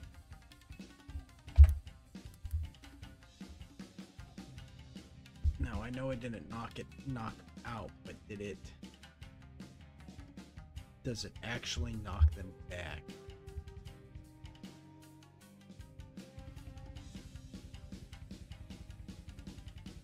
It says knock out. Okay, if you do knock them out, write this down. It's for 1d8 rounds, should you knock them out. Okay. And certain things are immune to this, but you will just have to see. Yeah. Certain things take extra Are damage. weak to this. Yeah. Yes. If this thing is weak to this, it does 18d8 plus 9 damage. Make my nipples hard. If they are You said how many? 18d8. Oh, for 1d8 rounds if they get knocked out. No, I'm writing down both. Okay. 18d8, Jesus. Yeah, if they're especially weak to this, and that is things that seem to be made out of things that shatter. Yeah, what? I already know. I got a lot of things I'm going to use this on now. Yeah. There's a lot of people who are taking this. Oh, not just people. Yeah. Yeah, but it takes. Oh, yeah.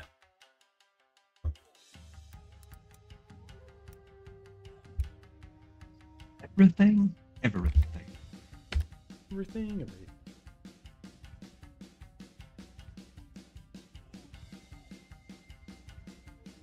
So it takes 37 points of damage. Okay. So you watch as you come blasting it with that breath weapon in it. Like, it looks like it casts some kind of spell that, shields it a little bit, but you can tell that it takes some damage as it steps backwards a little bit. It kind of scoots back a little bit from the force of that blast.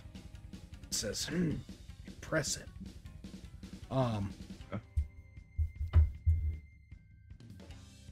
Daifu and Po. Oh, okay, so they both get hits.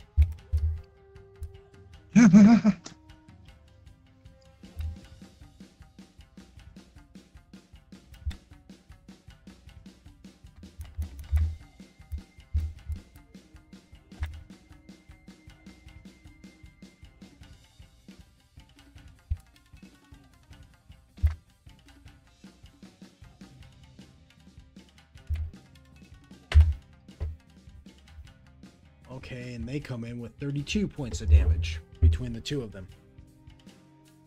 Like, in total. So, Daifu comes over on the side of it, just swings his sword at it, and freaking hacks at it as it's still trying to deflect, and Po comes in and just kind of hits it with his stomach and starts trying to, like, double-fisted hammer on it. Whoa. Now it's its turn. And it casts doggies. It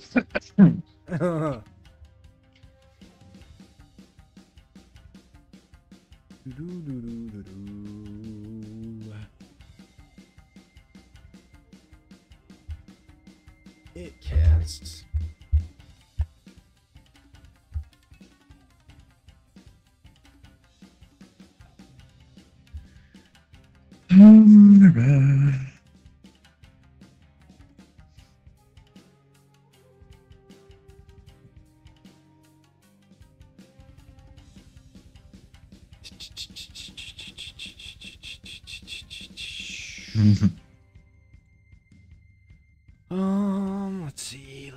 let's see. What does open cast?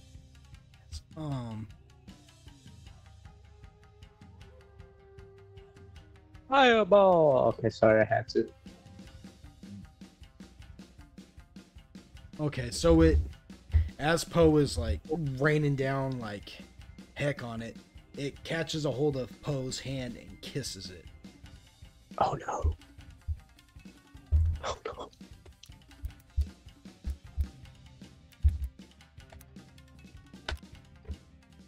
And you watch as Poe like grabs his hand, and he's like, ugh, kind of falls back a step, and he takes like visible damage. He's just like, ugh, ugh.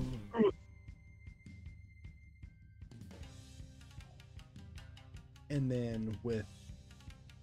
then at you Quill, it instead of just like straight up moving or attacking, he decides to blast you with magic missiles. Ooh, does he? Does he? Yeah.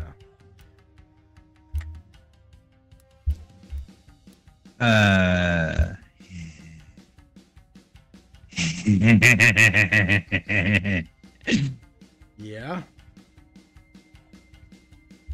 Shieldy shield. Doing what? Shieldy shield. Shieldy shield? It's been a while. Can you activate that on their turn? Is it a swift action? Or an immediate action, I mean?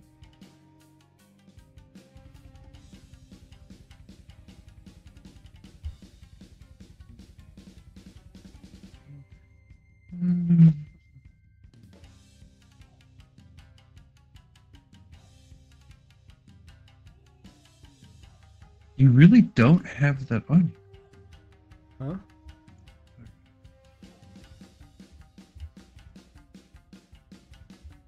It doesn't say. That's the Dragon Shaman? No, that's the guard of the totem. A shield. Oh. It's been a while since you've used magic like directly at me. Oh, because of the shield, right? Yeah, it's something you can roll to absorb. I forgot all about that thing. Yeah. Or reflect. Yep. Or reflect. And this is something that is reflectable. Reflectable, yes, sir. I completely forgot all about that thing. If I'm being honest with you, I forgot all about that. Yeah, it's meant that it is meant as a counter. It's meant to do. When reflecting and roll an attack, if hit, percentage of 70 harm must be made. Yep. So I have to roll a D100 and hope that I get higher than a 70. If hit a percentage.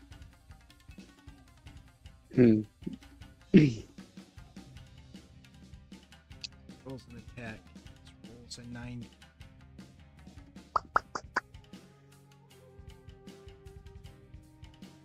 So you'll only take half damage if you fail this. Yeah. Oh, that's a D20.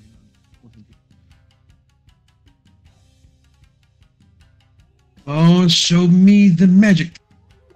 That's not magic. Nope. So you take half though. Take half. So that would be 22. That would be. No, the damage reduction doesn't count. I have spell resistance. Yeah, no. This is just half the damage. Like all that is factored in. When you use the shield, like that's how that works. Like you just instantly take half of that damage. Everything that would be resistant and all that. That's the caveat to this. You see what I'm saying? Fine. I'll let you nick me for one. Oh, whatever.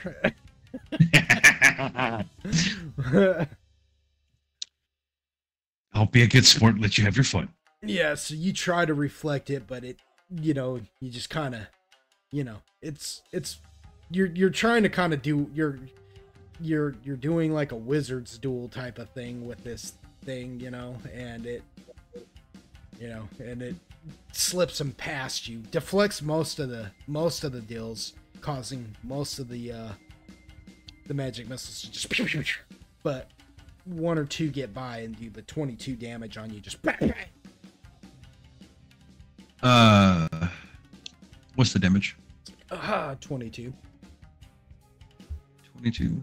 22.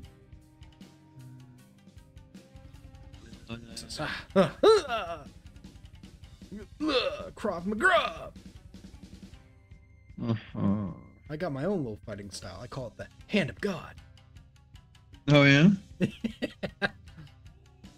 It's from that stupid Always Sunny in Philadelphia episode where the dude's talking to Mac about Oh, wrong one. he takes Krav Maga and Mac's like, I got my own fighting style. I call it Hand of God. All right. Okay. Wait, no. Hooray!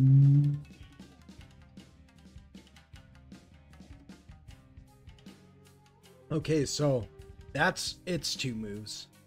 Because it did the one thing to Kung Po, and then it shot a magic missile at you, Quill. Yes, It chose to take both of its actions, just a straight up blast with magic, instead of like trying to evade. Going over to Otis, going over to Android, Zoltan, and Agargus, you guys approach, you guys go into the palace and you see Ling Ling sitting there, scrubbing floors, with Lao D, and you see her sitting there, and Lao D's like, that's her, correct? Yes. Says, all right. And the note just said to question her about this Woojin. That's what it said.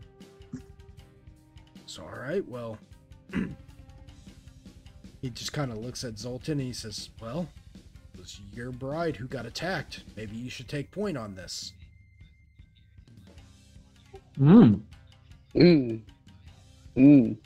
What a lad. I'm gonna walk up to Ling Ling and ask her to speak with her in private. She looks up at you, Zoltan, and she says, oh, Zoltan, you finally get tired of Chew Me and decide to talk to something a little bit more your speed. And again, you remember Ling Ling. She's not terribly unattractive. She's just, slightly more. She's just slightly more than Chew Me. Chew Me's got that innocent type farm girl kind of look to her, and Ling Ling looks like she's a little bit more. Like she takes the dick. That's not what I was gonna say, but that's one way of putting it. Yes.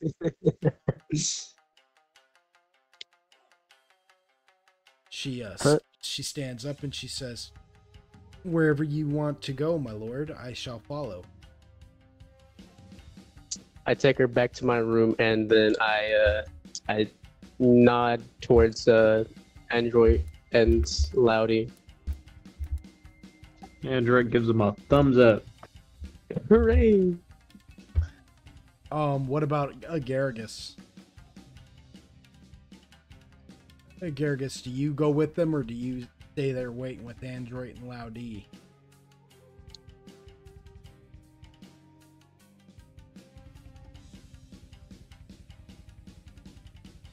Did Agargus die? Did we lose Agargus? Okay, I stay with the Gurkus. You mean Android? Sleepy face!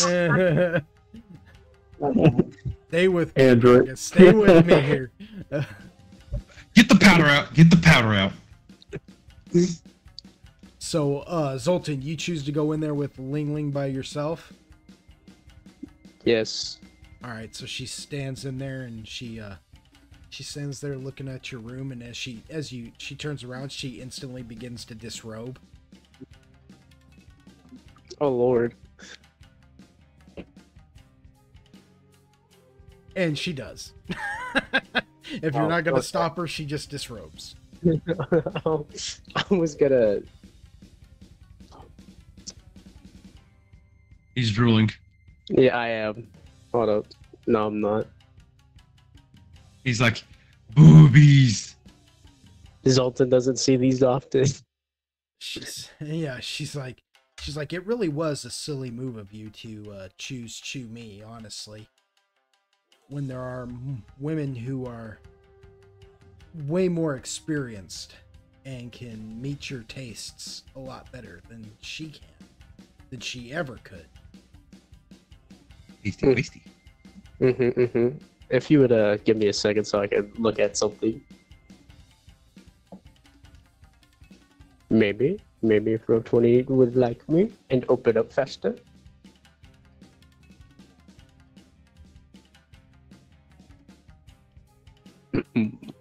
It probably would help if you had Roll 20 open at all times. I do have it open at all times. I just have my spells closed because that was making it slow, so I have to go through all my spells. Mink.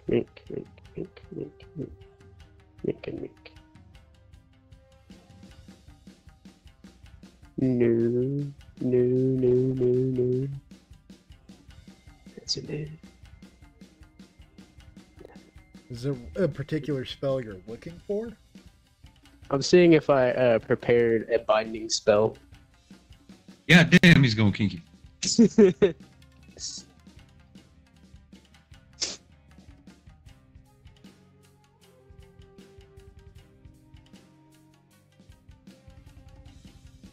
binding spell. Most of those are usually lower level, aren't they? Yeah, I'm looking. Like Entangle or... Yeah, I thought I had like one that was. It's either I had the Earth one. I don't think I. Yeah, no, I don't think I prepared it. Yeah, I don't see one. Well, damn, there goes that idea. So what do you want to do? Because now she's like moving in on you, you know. This conversation's about to get out of hand. Yeah, she's completely like nude and she's pressing her body against yours. She's like, "You're gonna take me with you instead of Ling Ling or Chew Me?" Yes. Yes. I'm gonna get on top of her and tie her up with the bed sheets. Oh, okay. So you're gonna roll a grapple? Is that what I'm understanding? I'm gonna do this in the most sexiest way Zolta can do it. All feet. What? Oh, I see. You're gonna make her think that you're like all for it, and then you're gonna like spring it on her and tie her up with the bed sheets. Is what you're saying? Oh, I'm role playing it. I'm saying I've wanted to try this. He's fulfilling 2 birds, 1 stone, bro. 2 birds, 1 stone. Well, help me understand what exactly it is you're trying to do, though. Like, are you trying to fool her, or are you actually down? Oh, I'm trying to fool her.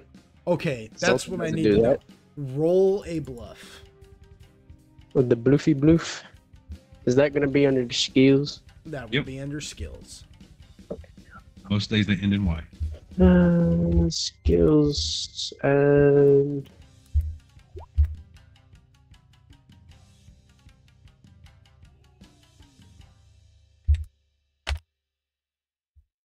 Okay, so you go to like seduce her, like you're pretending like she, you know what I mean? And as you're taking her to the bed and everything, and you're just like, yeah, babe, like she you accidentally call her Chew Me. Oh, like, somewhere Lord, within like your deals, you're just like, yes, Chew Me, and she's like, I'm not Chew Me, and she slaps you across the face, and she goes, I'm Ling Ling, and she goes over and starts gathering up her clothes, and she's like, I knew it. I knew this was too good to be true. She goes, oh, all you lords, you just want the most innocent ones. You use us up. And as she's like talking her, like she's like hissing almost at you, she goes, you use us up and pretend like we're nothing, like we're just easily discarded. She goes, well, nobody discards me. And with that, she screeches loudly. Like, I just got a bed sheet. it is a yeah, I mean, it is a screech. It is so loud that it echoes throughout the palace. Android, Agaragis, and Loud D and Otis, who you're in your room just kind of hanging out, even you hear this, and it causes everybody to just like stop. People working in the palace like stop moving altogether, just looking for this. It echoes out through across the city, down into the crowd of people who are currently celebrating their new winner of the cockles. the winner of the Jingzhou. You Quill, you hear the screech and you realize, oh man, something's going on up at the palace, and you begin to make your way through the crowd, and we have gotten ourselves completely caught up to the most almost to the moment. Zoltan, you watch as Ling Ling transforms into she takes a new form.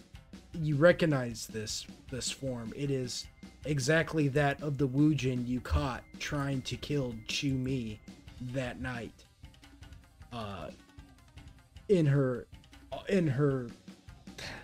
I guess you would call it Wujin form, she's got horns that look as if she's a dragoon. That's why originally you thought maybe that Wujin was a dragoon, but now you see that she is very, very much humanoid as she looks down on you. Hooray! She says, nobody uses me. She says, if you want Ling Ling, you can have her in the hells where we hang those upside down and skin them alive. And she blasts at you. Roll a reflex. Oh god. You're so fucking dead. I'm so dead, guys. It was nice knowing you. All right. You manage to block it, but there's an explosion that happens behind you. I mean, she just completely takes out the wall. And Android and Agaragis and Laudi, you all see this. And Laudi looks at you, Android, and goes, should I go get the guards? Nah. Android kind of looks at Loudy and he's like, oh, for fuck's sakes. Yes. Go get them. I'll go check on Zoltan. He goes, I'll protect Mazaru while you're there. Do not let her get past you. And he takes off to run to get reinforcements.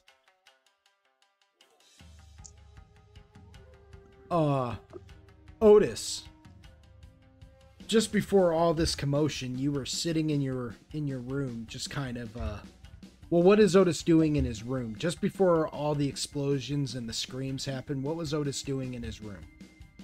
He was sitting on the bedroll, just kind of fiddling with his holy symbol. Just... Whoa! Shut up. Anyways, nothing. Just continue. Fidgeting with his holy symbol.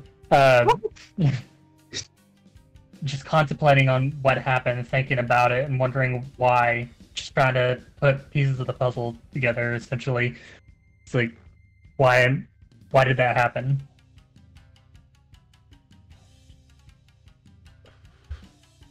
Does he have any ideas on what it could be or how he could find out? At this moment in time, no. It's just he's more stunned right now than anything, that he can't really think fully clearly. Because all he can think about is the pain.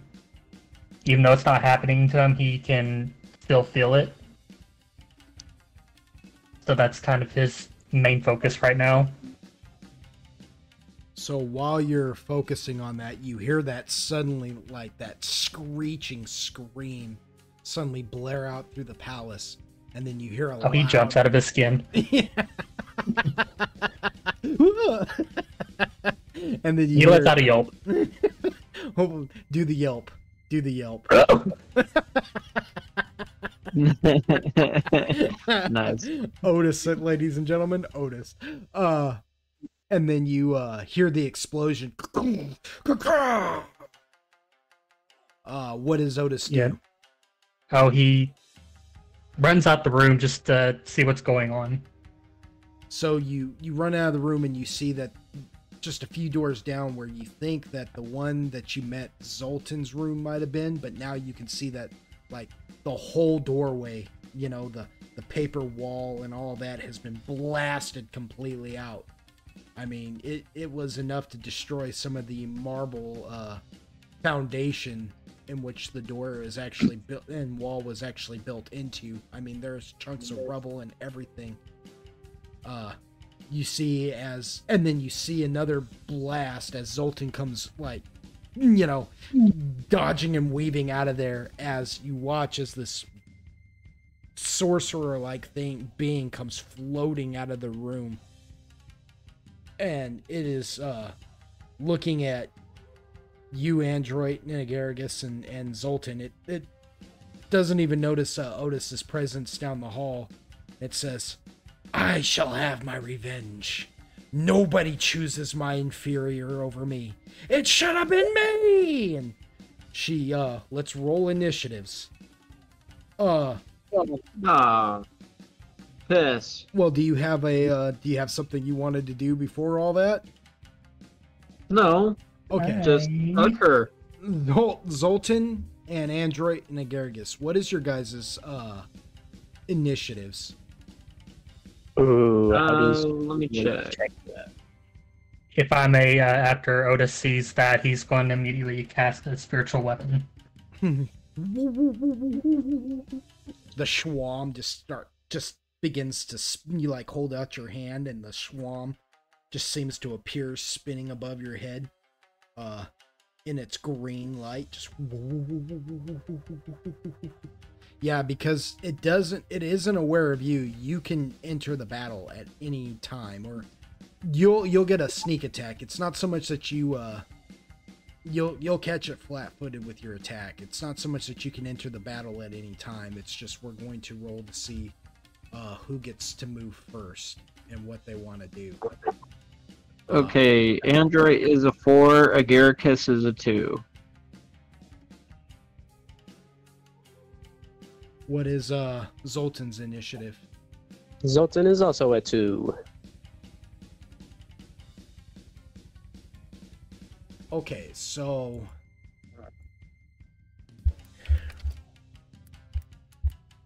that's 1d20 plus 8.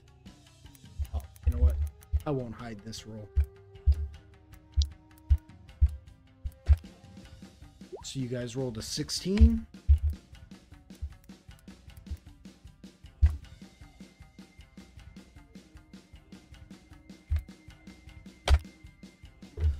Okay.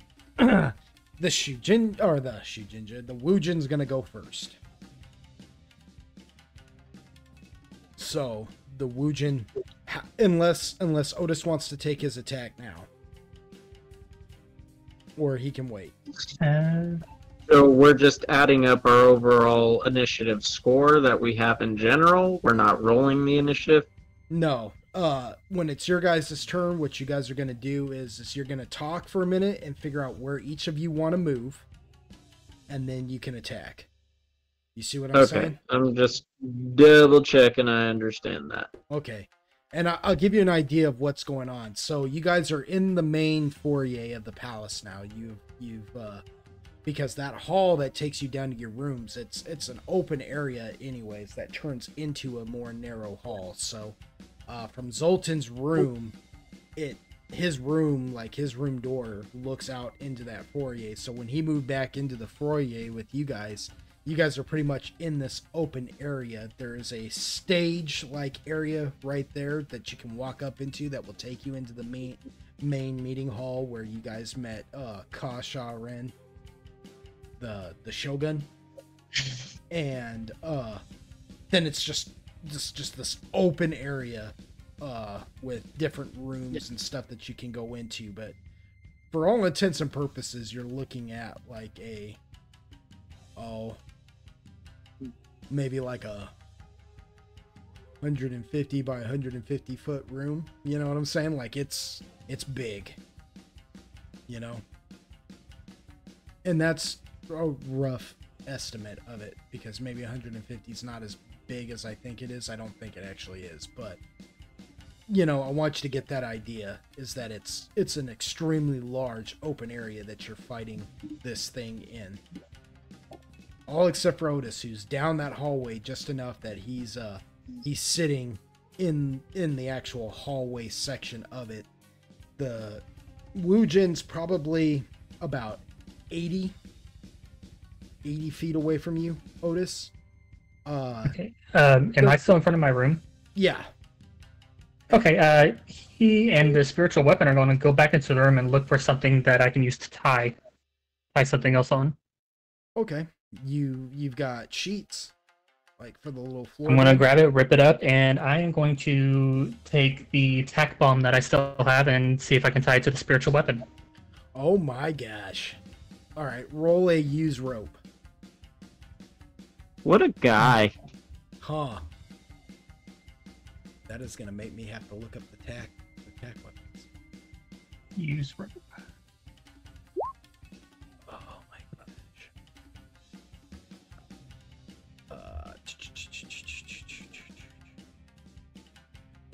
And here I got it.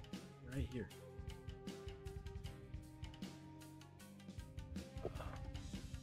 Oh, as far as Android and you guys are concerned, though, Agaragis and Zoltan, they're probably about like 40 feet away from you, where you guys have backed up to.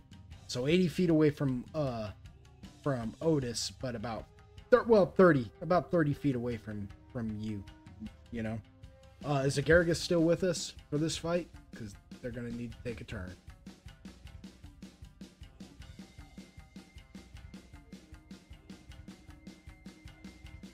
She says, yeah.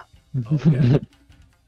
Also, if I may point out that the spiritual weapon is low to the floor when attempting to tie the bomb to it, because, yeah, if that thing falls from a tall height, I don't want it to explode on me. Right. And you're gonna attack it. Yeah, use rope for 10. Okay. So you tie it as best as you possibly can. All right. Just out of curiosity, out of all the things you're trying to get the tack bomb to do, what is it? Blinding flash, black smoke, thunder boom, sticky goo, or fire salt?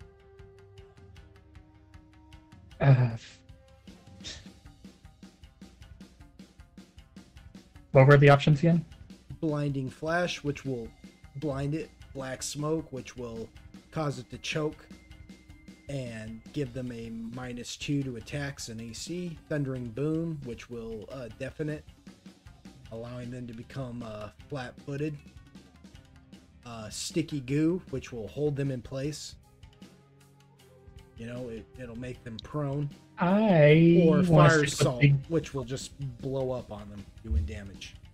Yeah, we're inside of a building. That's not the best play. We're gonna go with the blinding option, and my hopes is to basically send it out, smack her directly in the face, while also screaming at everybody else to close their eyes.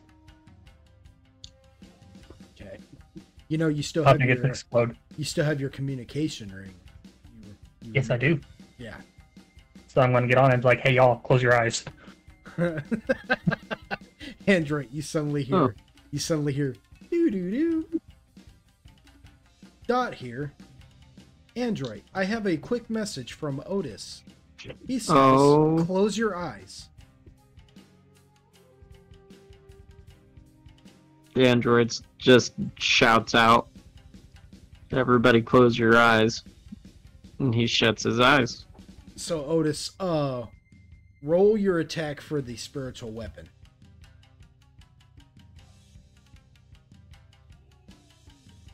If I remember correctly, it's a ranged touch attack, so it's not that big of a deal.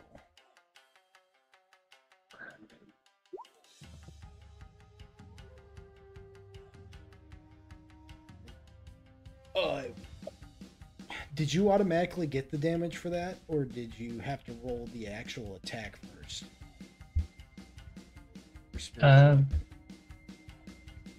I don't remember. It has been so It has been a long. while. The only note I really have on it is to roll that. It might Let just me be. go back and double check. Let me look at the thing. It might just be you just automatically get the damage for it.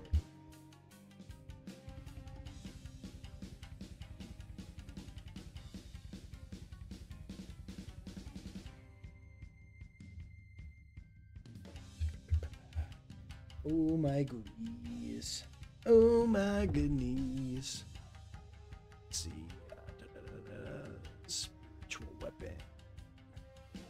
The only thing it's really telling me is that it deals 1d8 force damage per hit. Okay, well, 1d8, dealing 1d8 force damage per hit, plus 1 points per 3 caster levels, maximum plus 5 at 15th level. What level is your cleric? Cleric at 14. 14? So it would be plus 4 right now, so it's Okay, 1d8 exactly what I plus rolled. 4 damage. Okay. Oh. Okay, yeah, that's exactly what I rolled. Oh, okay. Well, I'm not looking at it. I'm actually reading this. Yeah. Do I get a saving throw? None. Okay. Yeah. It's just a straight up slap. All right. For 12 points of damage. So as it's flinging through the air, the tack bomb, however, was not attached as well to the rope as it was. As you'd hoped to the bed sheet. Roll me a D100.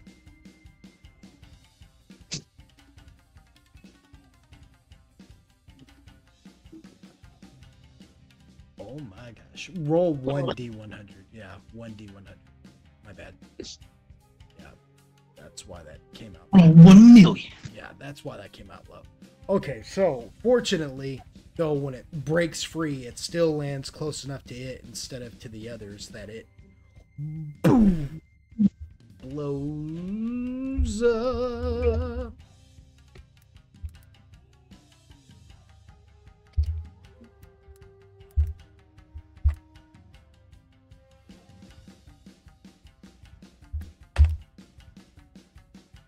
And blinds it. It's like boom, boom, like you just it's blinding light, and it goes ah, just as it gets slapped by the freaking spiritual weapon for 12 points of damage. It's like ah, boom, and gets smacked down. And that is your turn right now for this phase of the group's movement and attack. Yeah. Android and Agaragis and Zoltan. So you guys tell me how you want to move around this room and set up. I'm kind of deliberating still. Give me just a moment. I'm kind of looking at some of my bard abilities.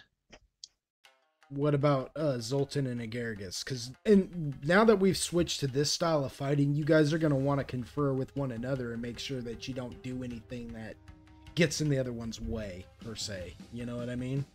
Like, this is completely different now. Everybody's going to move first, then they're going to do their attacks. You know?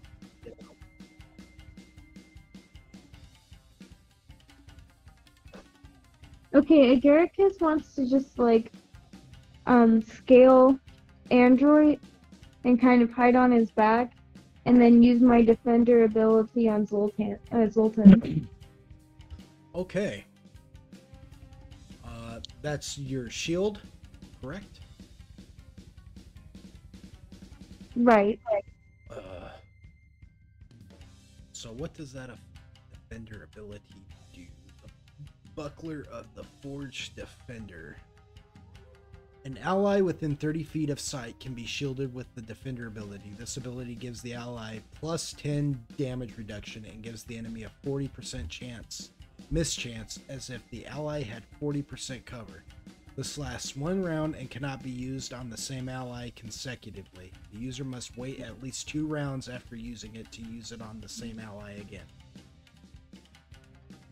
So Agaragis, what does that look like when you jump up on Android's like shoulders and then pop out the defender. Like, how does that like translate visually? What does that look like when you activate the defender? Because it's just like a little buckler shield on your arm, but it's got like some kind of magical property that's causing some kind of shield to cover Zoltan. What does that look like, do you think? How do you envision that looking? Well, is it kind of like a shield that's all the way around, or is it just kind of like a frontal shield? It will defend him all the way around. Yeah. All the way around? Yeah. Okay. I'm trying to think. Do you mean the shield on your arm or the magic shield? It's the same thing. Like the shield on Agaragus's arm has like a magical property that allows them to shield. No, I feel you. I just mean, does she mean like the buckler on her arm, like what it, or does she mean like the magical effect? But I don't know. I guess I'm confusing the plot. Yeah, you are overthinking it. Just a tad bit. I took it as what does the magical ability, like how does it shield the next person that they're using it on? That is what you meant, right? Yeah. Yeah, okay. Okay. Dang it, Android. Sorry, Agaricus, what does it look like? Yeah. Don't mind me. Kind of just like, I don't really know how to describe it. I don't know. I'm kind of bad at this because I'm thinking in my head kind of like, well, I can't think of the right shape word, but like, kind of like hexagonal, like all the way around, but in a circular pattern. Not pattern, but you know what I mean? Like swirls? Like does it but like a ball, but then like it's like, like like a shell? Like a kind of like a hexagonal looking shell, almost like he's encased in like a diamond. yeah, Oh, I see. kind of like that. So Agaragus just jumps up onto Android's back and activates the shield, and Zoltan, you suddenly like see for like a split second this hexagonal shell just kind of flash before your eyes before it dissipates, and you're now encased in this shell, but like it doesn't hinder your movement or anything. You're just now safe, but you saw that it came from Agaragus. What a lad. Okay. I choose to believe that's what Zoltan says to Agaragus after that happened. He just looks at him and goes, "What a lad." What a nice guy. Okay, so Android and Zoltan, your guys' movements are what? So are there, and you probably said this, but refresh my memory. Did you say that there are any like pillar or column type structures in this room? You said it's pretty big, so are there any like support beams? They line the So to wall, but speak. they're like built into the wall, so they're not like Yeah, there are none like out Yeah, in they're the. not. They're not what you're used to seeing. Like I guess the Roman Greco kind of style. To you, they just look like solid, like marble half cylinders built into the wall, running all the way up, and they're decorated in like blacks and gold, like inlay. You know what I'm saying? Like it looks like the marble itself is made out of that substance. It's completely smooth. There's no, you know what I'm saying? Right. But there is a stage area there in the center of the room that like takes you up and then guides you to the back, to the very back where the Shogun's meeting hall would be.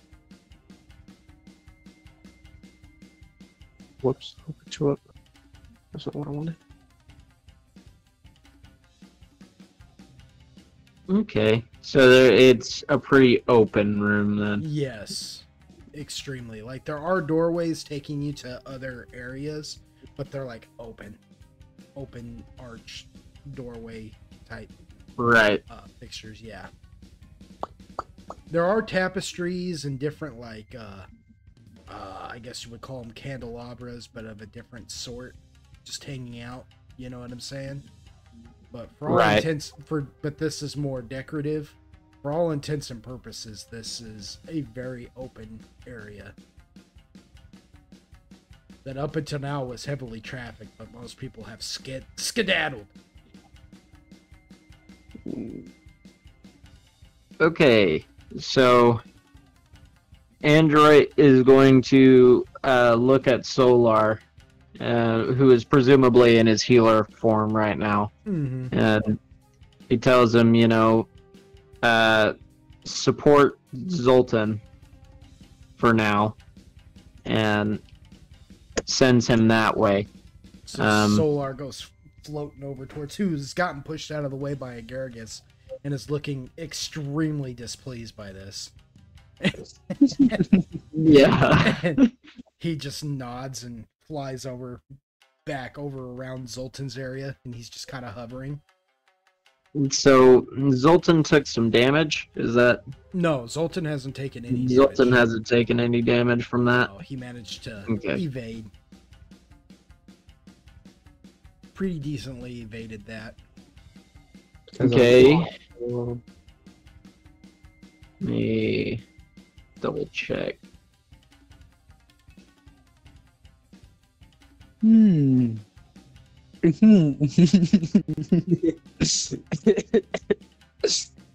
All right. Well, in that case, we are gonna go for a solar strike then. Oh lord. Okay. Just hold off on that. Hold off on that. I was gonna say, you know what? Before that, I ought to do a couple things. Anyway, so I'm gonna hold off on that. Yeah, if you want him to solar strike, just put him into position, into range of doing that, and just state that that's what your intention to do is when we go into the attack phase. I intend to solar strike with Solar. Okay. Android is going to take a couple steps back. He is going to use an Inspire Greatness on Zoltan and Solar, because you can choose 2 targets at 12th level. Okay. To inspire greatness, a bard must sing, and an ally must hear him sing. The effect lasts for as long as the ally hears the bard sing, and for 5 rounds thereafter. A creature inspired with greatness gains 2 bonus hit dice, d10s. The commensurate number of temporary hit points apply the target's constitution modifier, if any, to these bonus hit dice. A +2 competence bonus on attack rolls, and a +1 competence bonus on fortitude saves. The bonus hit dice count as regular hit dice for determining the effect of spells that are hit dice dependent. Inspire Greatness is a mind-affecting ability, so yeah, I guess that's just an automatic thing. It doesn't say for me to roll anything. It says that I have to have 12 or more ranks in Perform skill, but that's... What is, how many hit dice does Zoltan, or how many hit dice do they get? 1 or 2? 2 d10s. Okay, 2d10 plus 1. So 2d10 plus 1 would bring Zoltan's HP to... Excuse me. 14 equals. Zoltan, you are currently sitting at 141. So I'm just going to write that in your temporary HP right now. That is the HP you're going to be looking at from here on out. As far as Solar goes...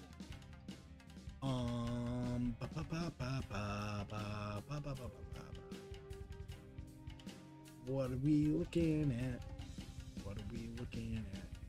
Plus their constitution, so +2. So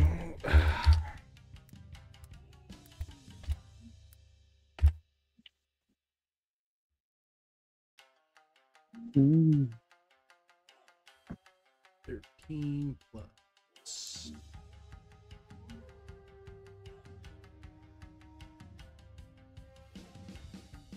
$52. Write that down somewhere on your sheet there, Android. That Solar's temporary HP right now is 52. Okay, I will do so. And then to final out, I just want to start the tune of battle on my Bard Charm. That'd be L. Okay, so you're not. Oh yeah, because you're singing and then you throw out the Bard's Charm. Okay. Okay. So, Zoltan, how about you? I want a baleful polymorph. You want a what? I want a polymorph. You want to try and polymorph? Yep. Okay, so your intention is polymorph. to try and polymorph this creature, or this Woojin, correct? What was that? Your intention is to try and polymorph the Woojin? Correct. Okay, so so you're gearing up to polymorph. Let's see.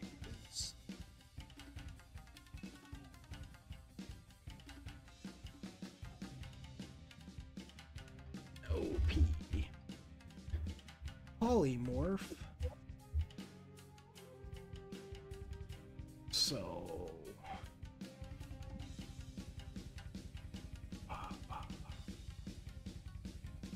polymorph. Let's see.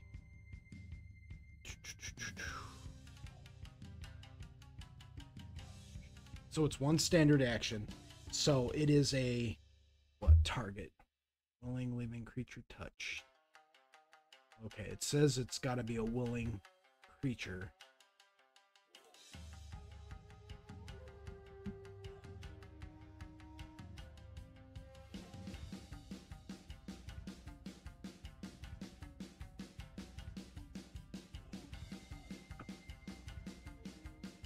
Oh, it's a. Huh. Yeah, it's got to be a willing creature. Polymorph any object is the one that you got to take in order to polymorph it without its will, without it being willing to do it, and then it gets a saving throw. So I can't use baleful polymorph. Use what? Baleful? Baleful? Yeah. Oh, well, that's different. You just said polymorph. Nope. I think I said the first word too. No, you didn't. You said, I want a polymorph.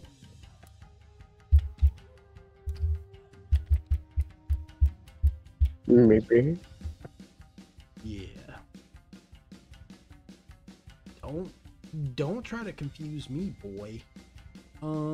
Let's see. Target one creature, saving throw, fortitude negates, will partial. Oh, okay. Spell resistance. Yes. Ooh. Ooh. Okay. You change the subject into a small or smaller animal of no more than 1 HD's hit dice. So, dog, lizard, monkey, or toad.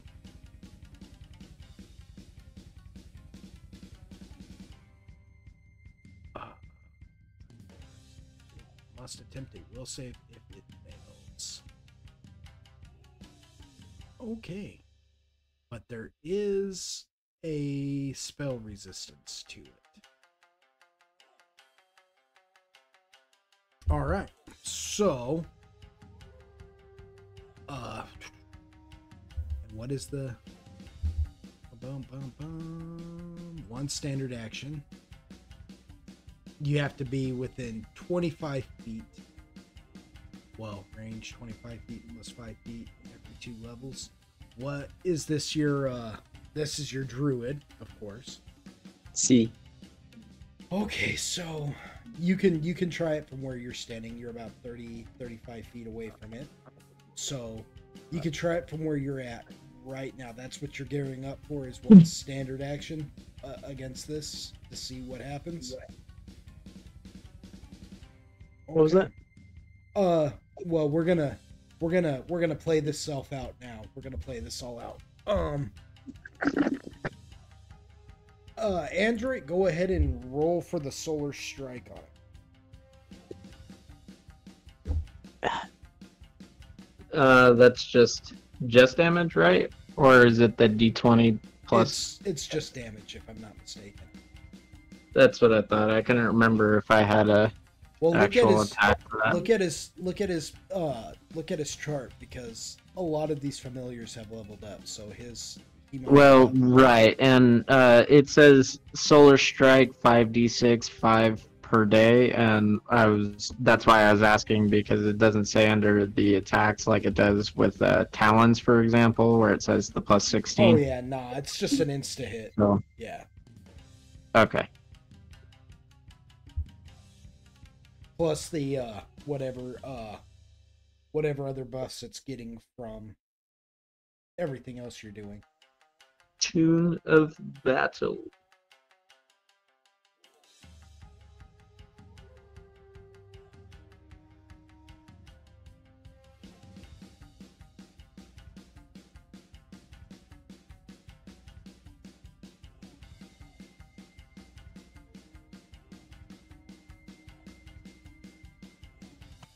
Sorry, my keyboard is being wonky. It's alright.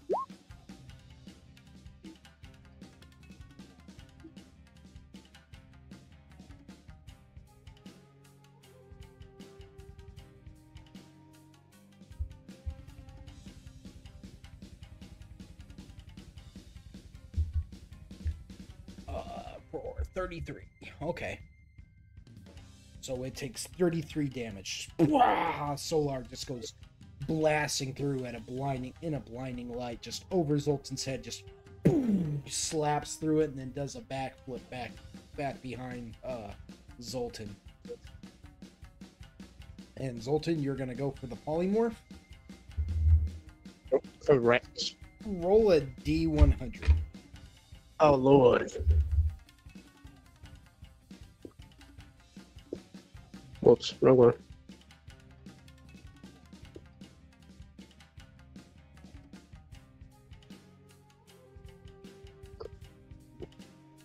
That's 110. Whoops.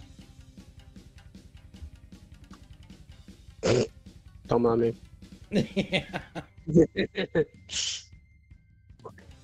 Flip that R and that slash around, buddy. They're a little dyslexic. Hooray! Alright, so now it's gotta roll a fortitude save. Oh, Because you managed to push past its spell resistance.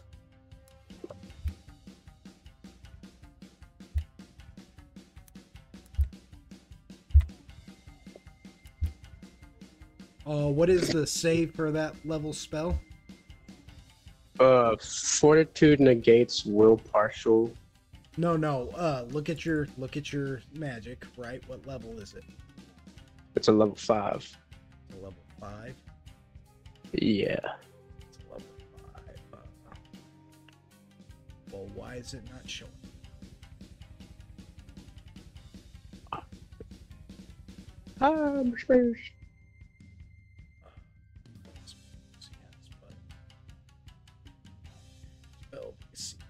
Okay. 20. It's at 20. It's at 20. Yeah, when it says spells DC. Okay. 20. See. Alright. It failed. So it clenches up. It barely passed it. It would have been funny. Yeah, it clenches up and manages. You get it past it, but it starts to like shape into something. You watch as it starts to kind of look toadish in a way. What were you trying to turn it into? You can turn it into a smaller animal. So like a dog, frog. a lizard, a toad. Yeah, you watch as it starts to take on toad-like features, but even in its blind state, it just kind of clenches up, and then you watch as its hands turn into like a webbed foot on a frog, and then it holds its wrist real tight, and you watch as its hand morphs back into its regular shape, and it just shakes it off. Okay. I'll see how it is. Now it's its turn. Now it's completely blind. So it's just gonna reach out and freaking magic missile with both hands. It's not even gonna move. It's just gonna take both its turns to magic missile with one hand and with the other.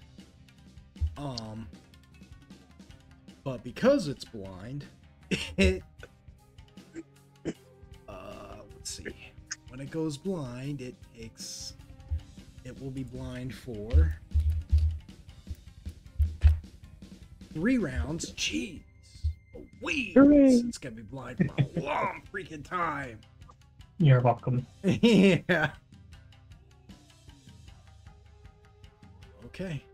Be blind for a long freaking time. Okay.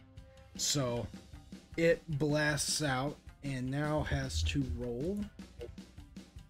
Zoltan, you're taking what from the buckler? You've already got a 40% miss chance. So it just completely misses you because there's no freaking... Well, it's going to buff it up to 80. So I'm just going to do a D100 and see if I can get higher than an 80. No, so all those magic missiles just right over your head. Android, on the other hand... Oh, shit. It rolled a 92, so Android, you take... Well... I would like to counterspell. You're gonna counterspell? Yes. Oh, what a man. Okay, hold on a second. Just out of curiosity now, because I know you're capable of doing that. I just want to see how that works real fast. I want to know. Because you can do that with what? Is it the armor or the rose? The armor. The armor? Okay. Is the armor divine counterspell clear monsters?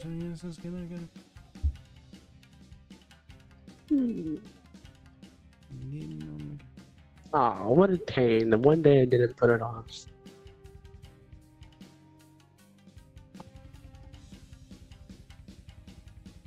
Yep, it's an immediate action. God dang it. Okay. Alright. So it goes to blast, and Otis, you counterspell, right? Yep.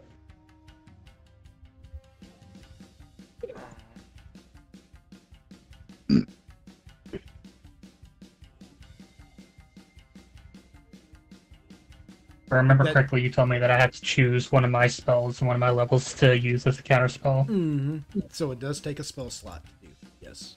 I am going to use a level 4 spell slot. Okay. Yeah, just whatever spell you had, one of the level 4 spells that you had prepared, take it away. It's been used. I mean, it doesn't have to be anyone in particular, just you said level 4, so whatever spells you have prepared in level 4, choose one of them and count it as used. Yep. Okay, so she goes to fire off, and Otis, you counterspell. What does that look like when Otis counterspells like that?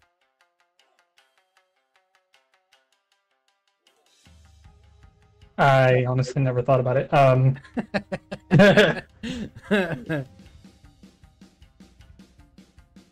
Well, it doesn't have to be anything really grand, you know, just does he say something? He just waves his hands like, nah. Nah. Nah. And she goes to fire off one, and Otis, you counterspell, and one of the magic missiles just goes blowing up behind Android and everything, and at this time Android's getting a call on his ring by Uquill, and he's just like, we're getting attacked. Come and help us. As the explosions are going off. Yeah, it's weird, but it worked itself out, right? I knew it would. As Otis is, you're just like dissipating all its abilities, and it's completely blind, and it's looking around, and it's like Leeling's just like, what's happening? All right. And that was her turn. Uquill, we jump back over to you now. Mm-hmm. All right, so you're Do you? yeah you're battling the Woojin outside, right? And you Last time I checked. yeah you deflected its attacks. Both Poe has been backed up, and he's just like oh, and this is gonna affect him for.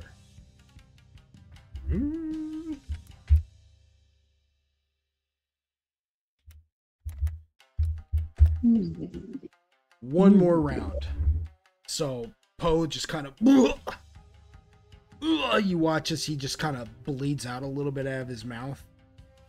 Nice. And yeah, okay, so it's you and Daifu right now.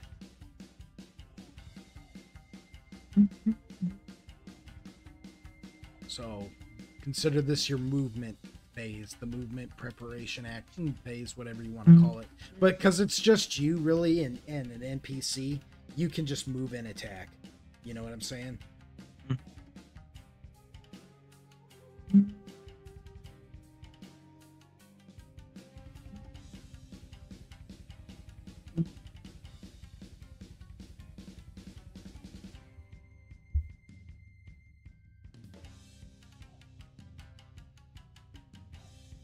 Say, boy. I say, boy.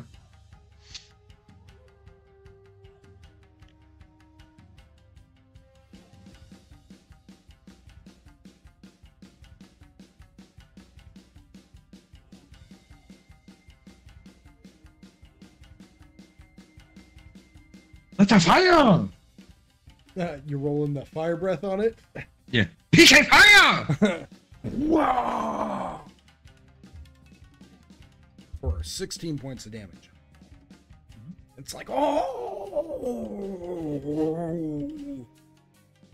Lord Daifu.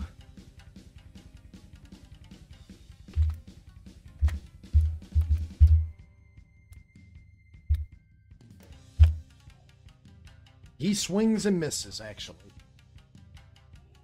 Once you breathe that fire breath, Daifu just kind of backs up, lets you get done with that, and then he takes a swing at him and completely misses. Now it's its turn. That's useful. He hears you say that, and he's like, I had to move. Touche, I suppose. You were going to hurt me. I mean, fair. He says, warn me next time. Possible.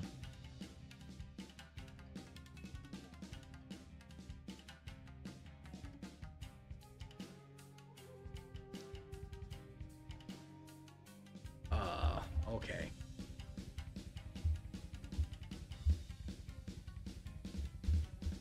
I need to check something, and that's what I think it's going to do.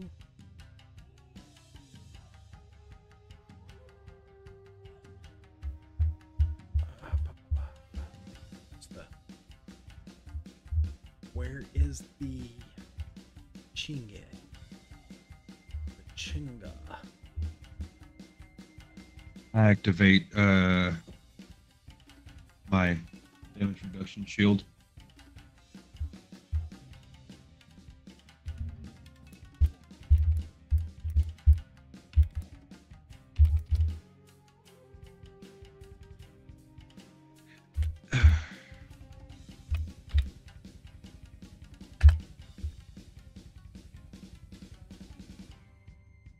Yeah, you're like,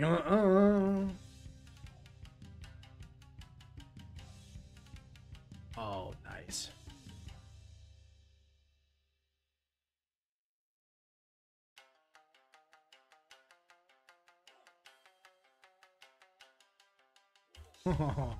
Okay, so to give itself a break, it reaches out and grabs Lord Daifu.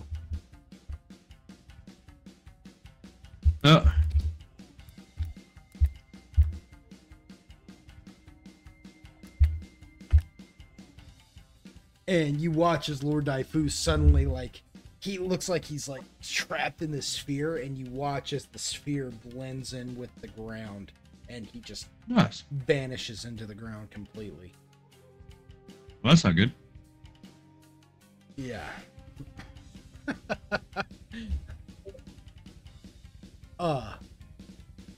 As for you, however,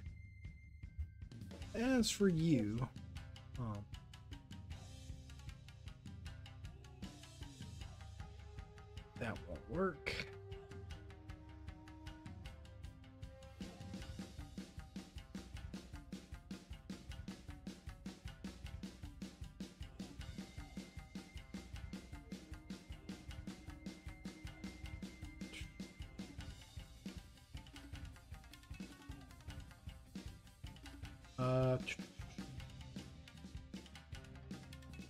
Yeah.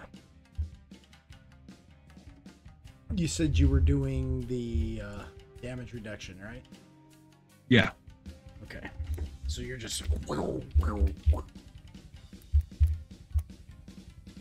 your body just suddenly has this aura around it. And it go ahead and roll a reflex.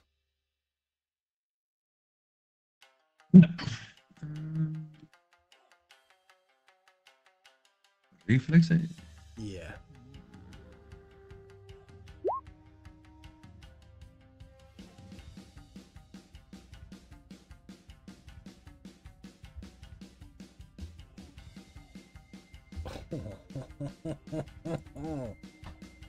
Okay.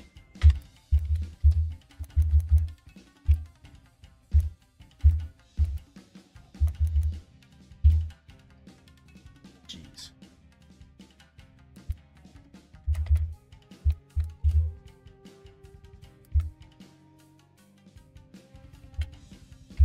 And you got your damage reduction on, right?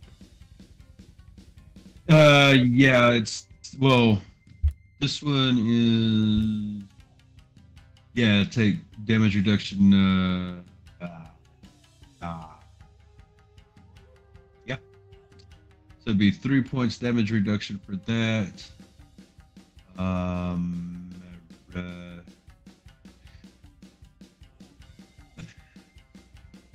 I just need to 1 know. point for just natural, and then 10 for the armor. So 14? 14? Yeah. Okay. That's not bad then. So 14 minus. So you take 22 points of damage, right? And you are lifted up in a whirlwind. Just you just start like flinging around, and the Woojin throws you, just completely throws you up over its head, just whoa, landing you about further up into the courtyard of the palace, oddly enough. But you go flying at least 40 feet away from it, just whoa, knocked prone.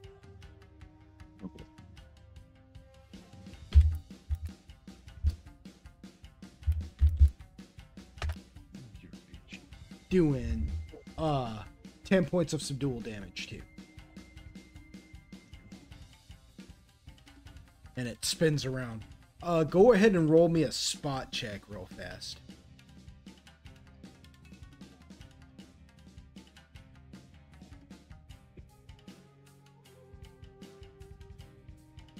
See through the earth. Yeah, you do. You like, as you're on the ground looking, you happen to just look over it, and you see just kind of standing out away from everything. You see what looks like to be this one of those little frogmen, creatures, standing there. It looks kind of like zany looking, like it's just this regular little frog looking guy, just standing there, but he looks like to be in a trance. And as you look, you realize that there's like a almost like a wisp of a tendril coming from its body to this Woojin.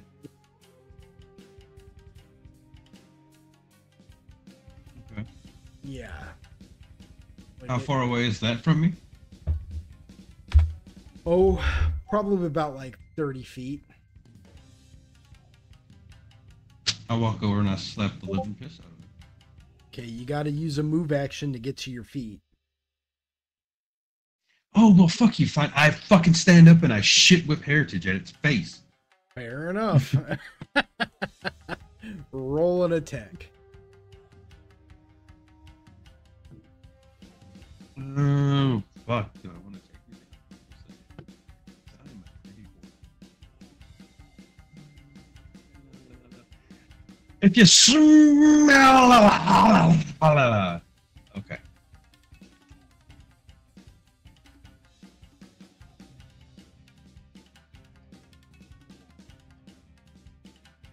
Over 21, that's a hit.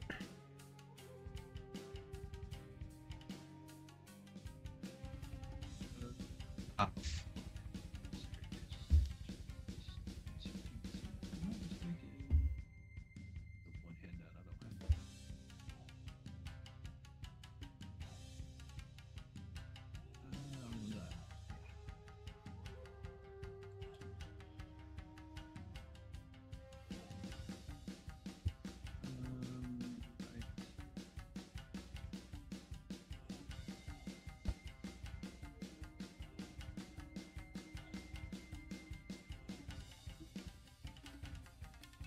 Oh no, that's right.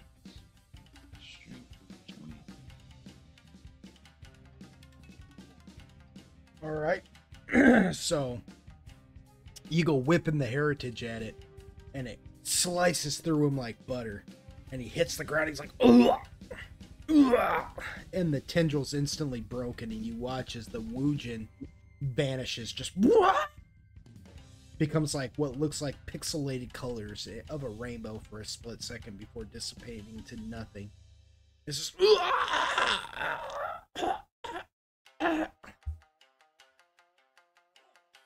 And the Heritage comes whipping back up into your hand. I catch it all like fucking, like not flamboyant, but you know what I mean? Like he catches it, just like shit whips it right behind his back. You know what I mean? Like just one full of motion. Yeah. It's at that moment that little frog guy's dying that you watch this thing come slinking out of the bushes. And it looks like one of the rat creatures, one of the rat men who tried to stab you with that blade to steal your essence, you know. Bring that ass here, boy! Only he's decorated much differently. Like he's in tattered clothing, and he come here. Oh, why can't I? Oh, crap. There we are. Yeah, he's in tattered clothing, and he seems to be being followed by many smaller rats. He comes slinking out of the bushes, and he looks at you, and he says, pointing a finger at you, he goes, "You ruined my bet!" He says, "Why couldn't you just die? I had good money riding on the other." He looks at the dying little toad man and pulls out this like little capsule and sticks it in his mouth and forces him to eat it, which causes him to start disintegrating. He says, "You will rue the day you ever crossed paths with the Rat King. Nobody makes me bleed my own blood. Nobody." With that, like, Nice. you can roll a reflex to see if you can't catch him before he goes diving back into the bush. Could I shit whip a thunderstone at him to try to disorient him? Sure, you sure may. Just a range attack, I guess. Yep. I do have throw anything, so I'm shit whipping this motherfucker at his face. That should have never been allowed to take these feats.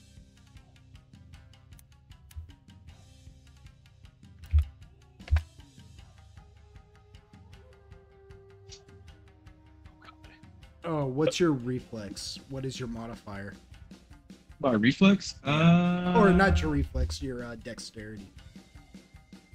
What's your modifier on that? +3. +3.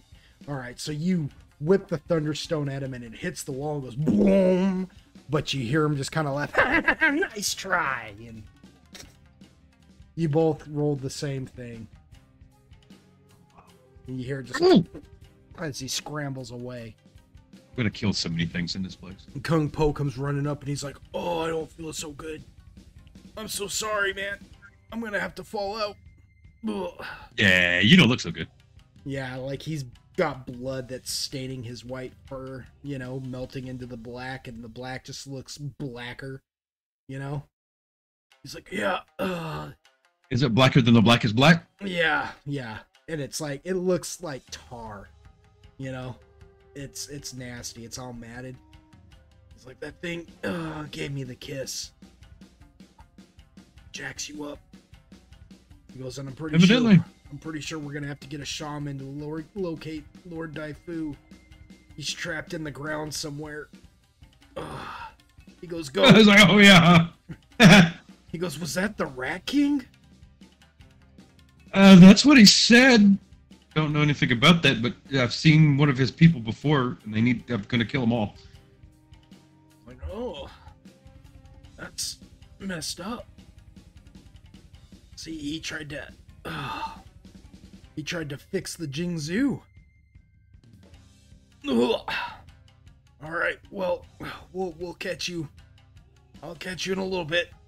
And he just kind of pats you on the back, but like even in his weakened state, his big old meaty paw just slapping you in the back kind of causes you to lurch forward a little bit.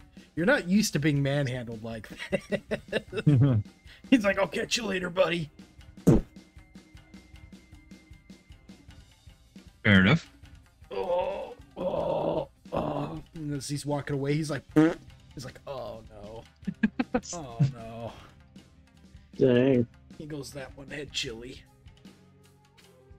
Uh, So you turn to the palace now, nothing hindering your process as you go racing towards it now to help Android and the others. Yeah.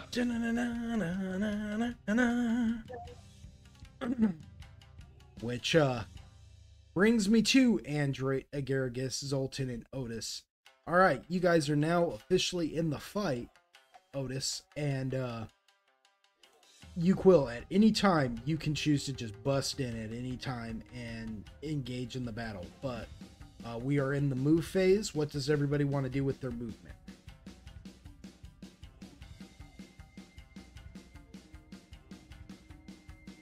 I wish to go back 5 feet. Okay. Now you watch as the shield that Agaragis was putting on you goes whoom and dissipates now. Aw, how sad. what? Refresh my memory. What happened at the end of last round? It's blind. It tried to fire. It completely whiffed on Zoltan, and when it went to fire on you, one got through and exploded, but didn't even come close to hitting you. And Otis just like completely like counterspelled everything else it did. Okay, that's right.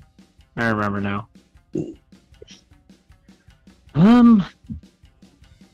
Well.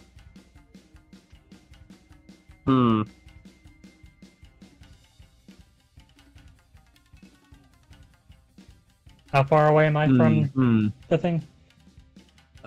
You're probably about like 80 feet away from it. You could see it from down the hall. You know what I'm saying? I am going to move a bit closer. How many feet? All the feet.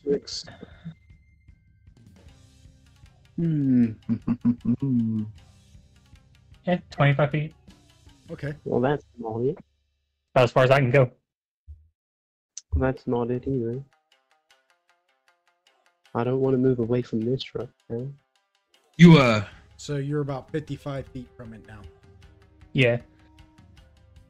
2 feet prestige now. Mm, And Zoltan, you moved what? 5 feet back? Yeah, I'm moving 5 feet back and then casting Storm Rage. So. Okay, so you hold on to that. Okay, Yes, so sir. you're getting ready to cast Storm Rage. It was 35 feet plus 5, so you are now 40 feet away from it. Mm-hmm. Android and Agaragis, what are you guys doing? Well, this is the time where I tell you that Agaricus is out. Hey. Okay. Oh no, she's up. I just checked on her a second ago, but when I said that, she was like, "I'm right here." Okay. No, good. she's awake. It's I just guess. one more hour. Just one more hour. Not yet. Just stick it out for one more hour. You can do it, Agaragis. I believe in you. Where's the spell at? What is Agaragis doing right now? Speaking of which, Good question. Oh, because they're okay, I thought currently that was- riding on your shoulders. The shielding that they had for Zoltan has just dissipated because it only lasts one round. What would Agaragis like to do now? You said I could join at any point, right? Yes. Can I just Um, take a moment to kind of like view the scene and Within see if I range. spot anything out of? Yeah. Hold on. Let me see what Agaragis is gonna do, and then we'll figure out what you're gonna do. Fine. Yeah. Go ahead and ask. Hey, am I close enough to use my spore to it? I want to say yes. Huh? Let me see what if I have a range increment on that, but I want to say you should be able to. I did have it. Oh, I could have played this scenario differently. What a bum. I had Binding Woods. It was in a level 5 spell. I couldn't find it. Yeah, it's a ranged touch attack. Can I swap my mood ring to my dex? Can you do what? Switch my mood ring to my dex. You may. Thank you. All right, so you switch to your dex, which ups your dexterity now. And then so you're gonna try and do your spore burst on it. Yeah. Okay, we'll hold off on that because that's an attack, but you're readying a spore burst. Android, what are you doing? I imagine that Agaricus kind of communicates that to Android, like, hey, yeah, like, I'm gonna shoot. So he's gonna be kind of like weary and put his head down a little bit, but he is going to, let me see real quick. Let me double check the song. This is your song.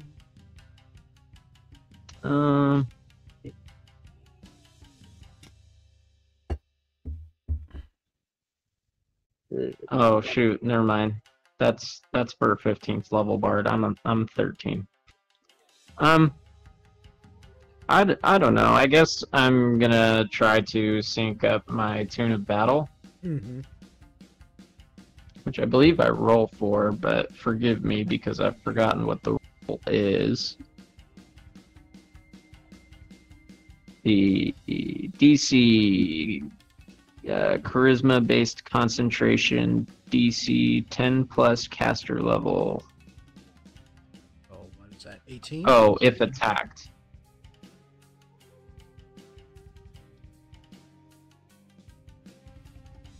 That says if attacked. Do I have to do that to initiate it? No, I I don't thought I think had so. to roll concentration to start it, but I don't remember.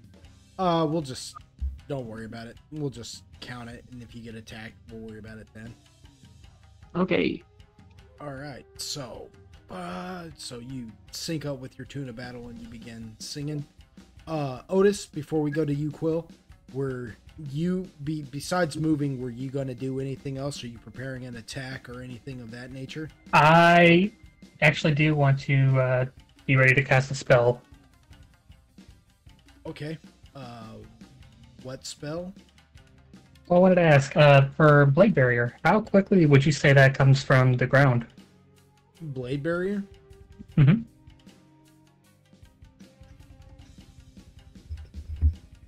Oh, blade barrier?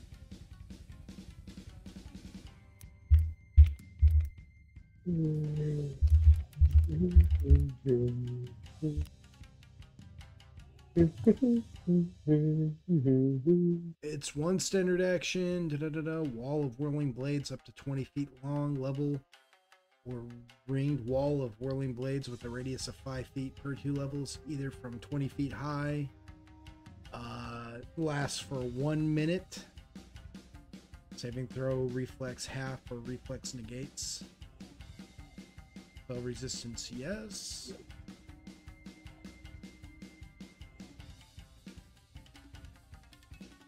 It's one standard action, so it will happen. Let's see. It will happen during your attack. Okay. See what I'm saying? Yep. So that's how quickly it'll pop up. There is spell resistance, so you will have to roll a D100 to see if it even affects this. But beyond that, beyond that, then it just has to roll a reflex to see if it takes half the damage. All right. Hmm.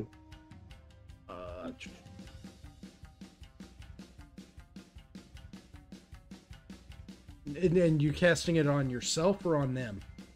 I am casting it directly where she is standing, the Okay. monster. Okay. It's going to be the ringed wall, just the 5-foot radius. Okay.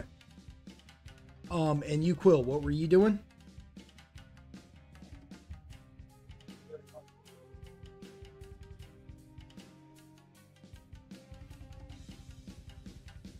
They were fighting like a similar situation as me, right? Mm-hmm.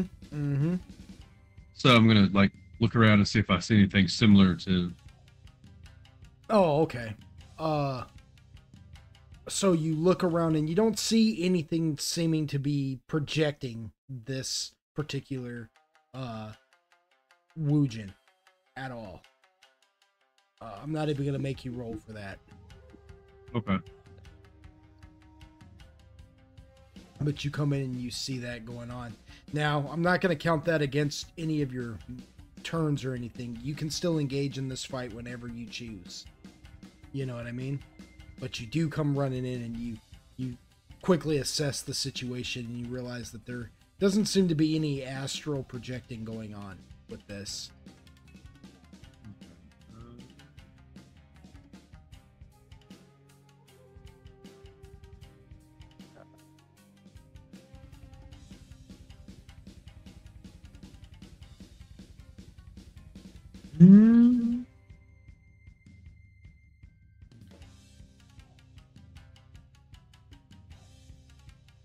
Guess I'm gonna run up and give it a good old smack. All right, you're going to charge in and attack it. So we're going to play out everybody's movements first. Agargus, you go first with your Spore Burst. You roll a ranged touch attack for that. So just roll a ranged attack.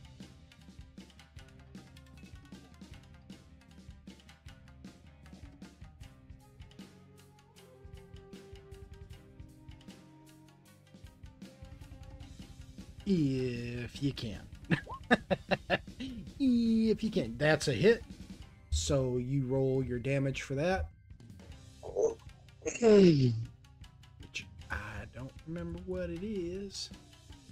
I believe it is 9d6 plus dexterity. So you said, oh, so you changed your mood ring to that dexterity, right? So what is your dexterity normally? Like, what is the modifier normally? Rapid spells.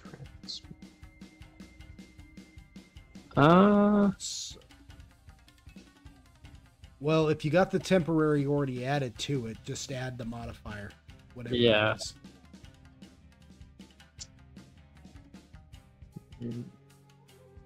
So it'd be like what? 96 plus.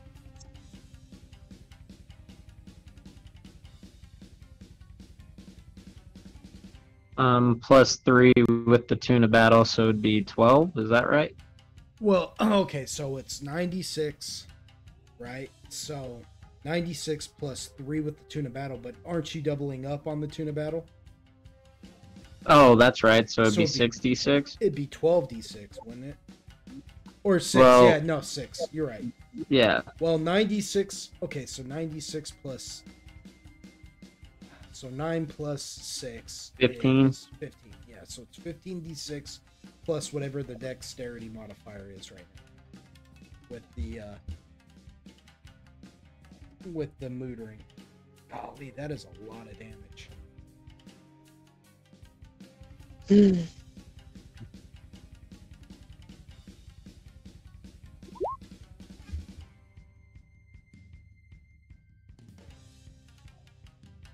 $52 freaking points of damage. Good grief.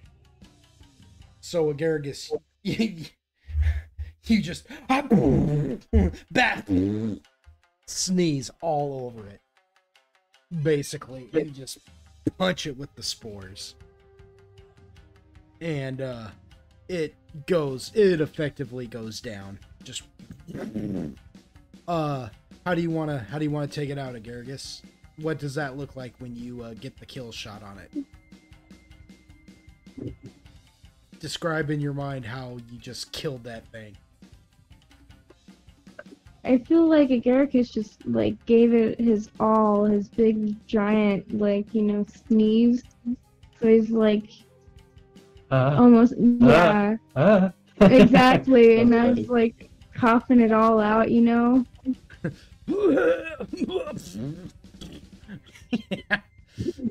A whole It's literally that explosion sneeze. a whole burst of just spores. You guys watch as a whole, like, Uquil, you're charging in to kill it. Zoltan, you're about to cast a spell. Otis, you're about to cast a spell. Android's back there being like, Sister Golden Hair surprise. I don't know. But Sister Christian. yeah, and blah, you just watch as these spores just punch into this freaking Woojin, and she just screams out, just falls to the ground, changing back into the shape of Wingling as she's laying there on the ground, just and she looks up at you. Motorin. Yeah, she that brings you that makes both Otis and Zoltan stop their spells, and it stops you dead in your tracks, Uquil, as this very young girl, just you guys have had to fight a lot of things in your day. Giant trees that think that they're gods, and powerful evil like undead creatures, giant automaton beings that use these large monsters as puppets. I mean, you have fought some pretty gnarly things, but you really have never just fought a young woman before who just has more power than she knows what to do with. As she looks up at you, Zoltan, and she says, "Why didn't you love me?" Cause you a bitch. And her Nice. head, yeah, her head just flops to the ground as blood just leaves it, and she dies. You's a dead ass bitch. Damn it. Otis just goes back to his room. Well, before you have a chance to do that, Otis, you guys suddenly hear another scream coming from deeper in the palace. Oh Lord. What do you do? Wait, there was what? Like, Otis is turning to go walk back to his room. You guys are like staring over this dead girl's body. Just out of curiosity, What does Android think of this now? This situation with Ling Ling being dead. Like, Android's like, what is he deducing from this situation as Solar comes and lands on his shoulder? He like nudges freaking Agaragis right off and sits down. Faint echoes of Ludacris in the background. Fool, bitch, get off the way. Yeah. Android's kind of looking at Ling Ling and he's kind of like grimacing because he's like, well, that was kind of dumb. But he looks at Zoltan and he's like, did she say anything? Did you learn anything? What happened?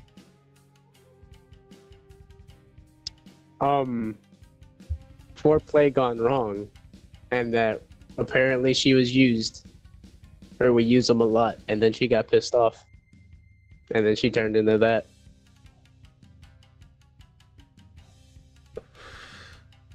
What? Yep. I don't know. I got hit in the chest. I don't remember everything.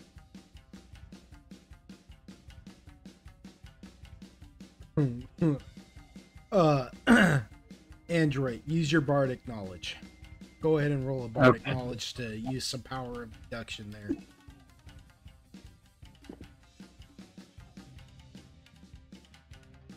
You Quill, you're approaching this whole scenario now like, what the crap?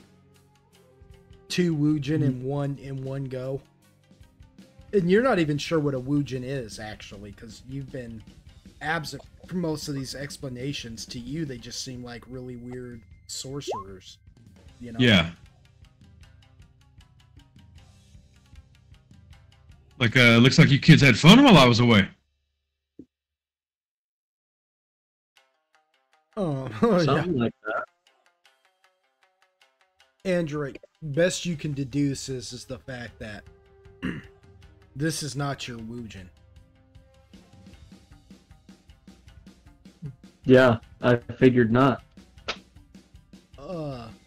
Agaragis, you're looking at that Woojin and you realize that's not even the Woojin that you saw beforehand, the one talking to Kara Shin. Any thoughts on that? Oh. I have my thumb on the push to talk. I'm bad. No, you're fine. You can choose to keep that to yourself. You can always choose to keep that to yourself. I'm just letting you know for your own personal, thoughts. Right. Okay. I got you. Mm-hmm. But, Android, based upon what Zoltan is saying, you realize that this is a completely unrelated matter. Altogether with what you guys have been dealing with. She was upset. I chose her. I chose Chumi over her. Kind of upsetting. Android's just kind of like, well then why did they want me to go investigate Ling Ling? Ling-a-ling! Let me just say this. Might have been a whole distraction.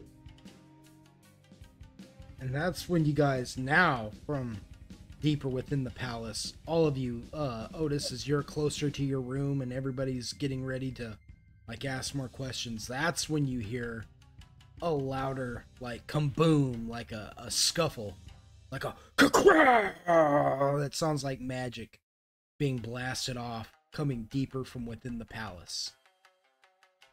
Oh no. Well, damn. I was just joking.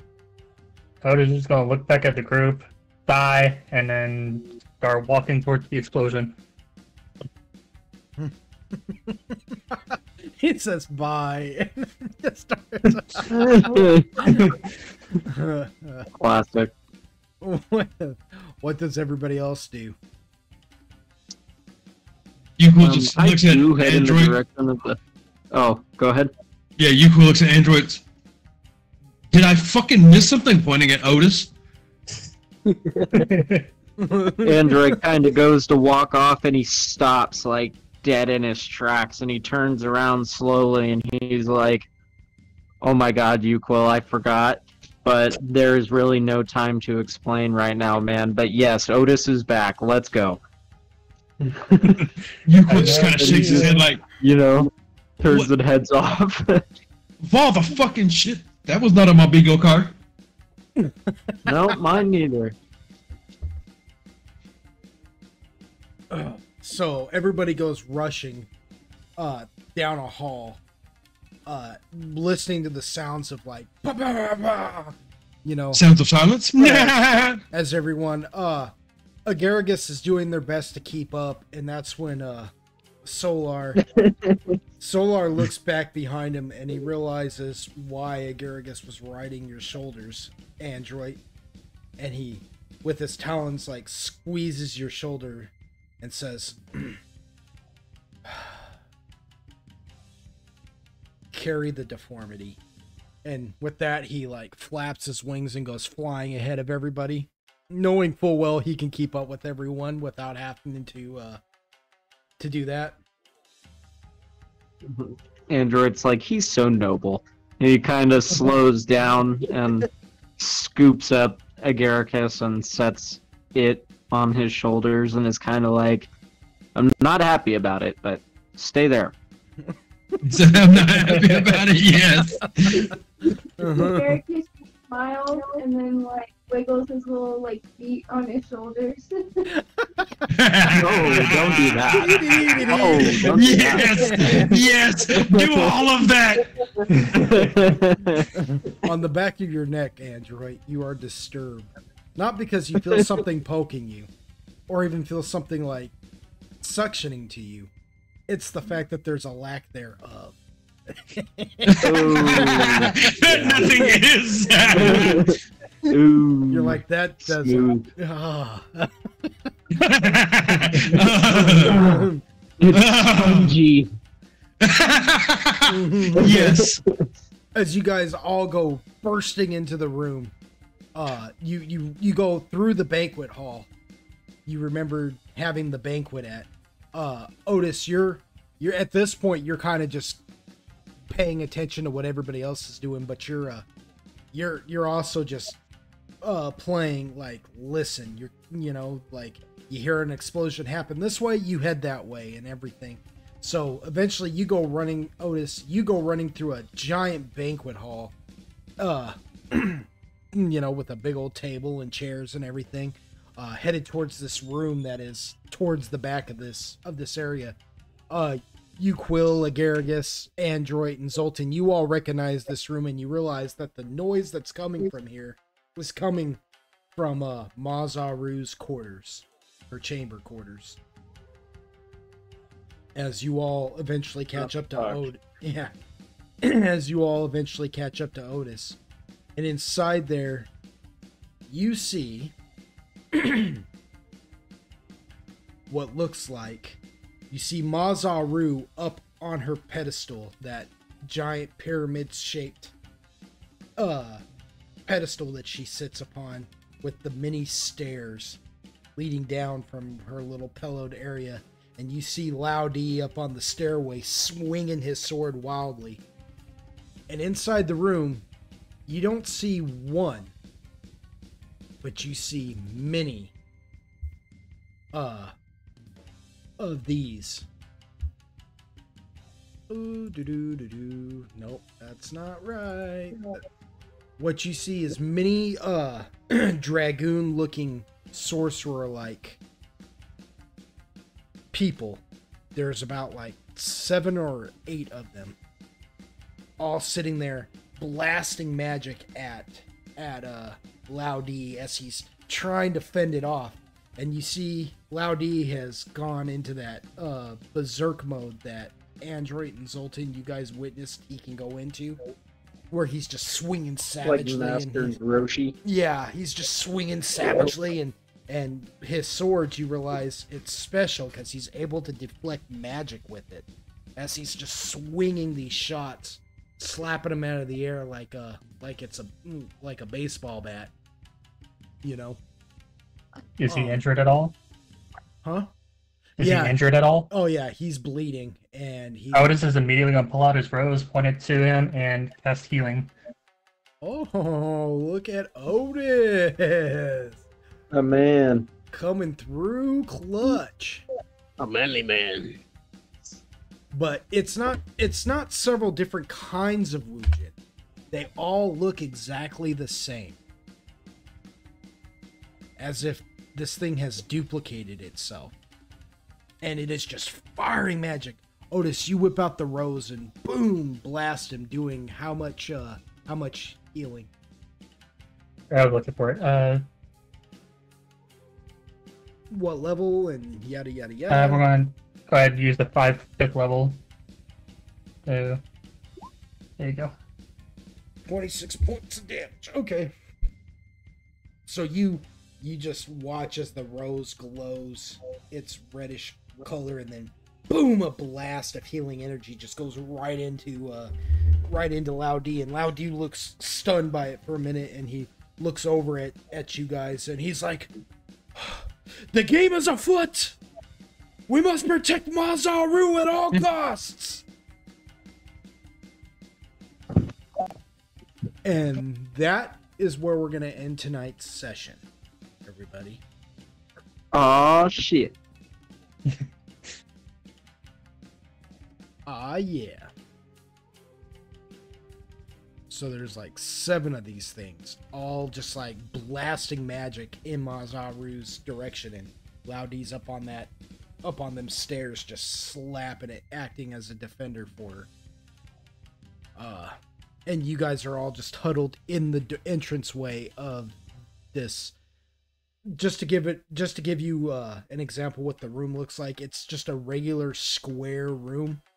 It's not as wide open though as that foyer, you know.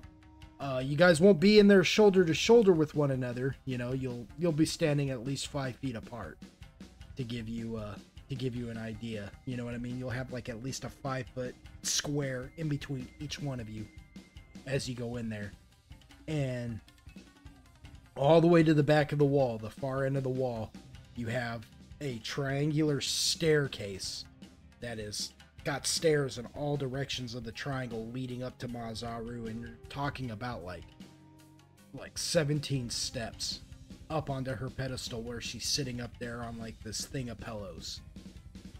And Laudi's just up on them stairs swinging magic away as they're all focusing blasts in his direction. And there's 7 of them. And that's where we'll begin our next session.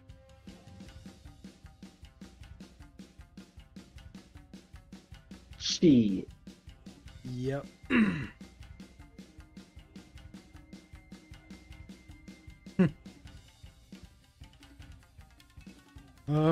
Yeah, so that's the end.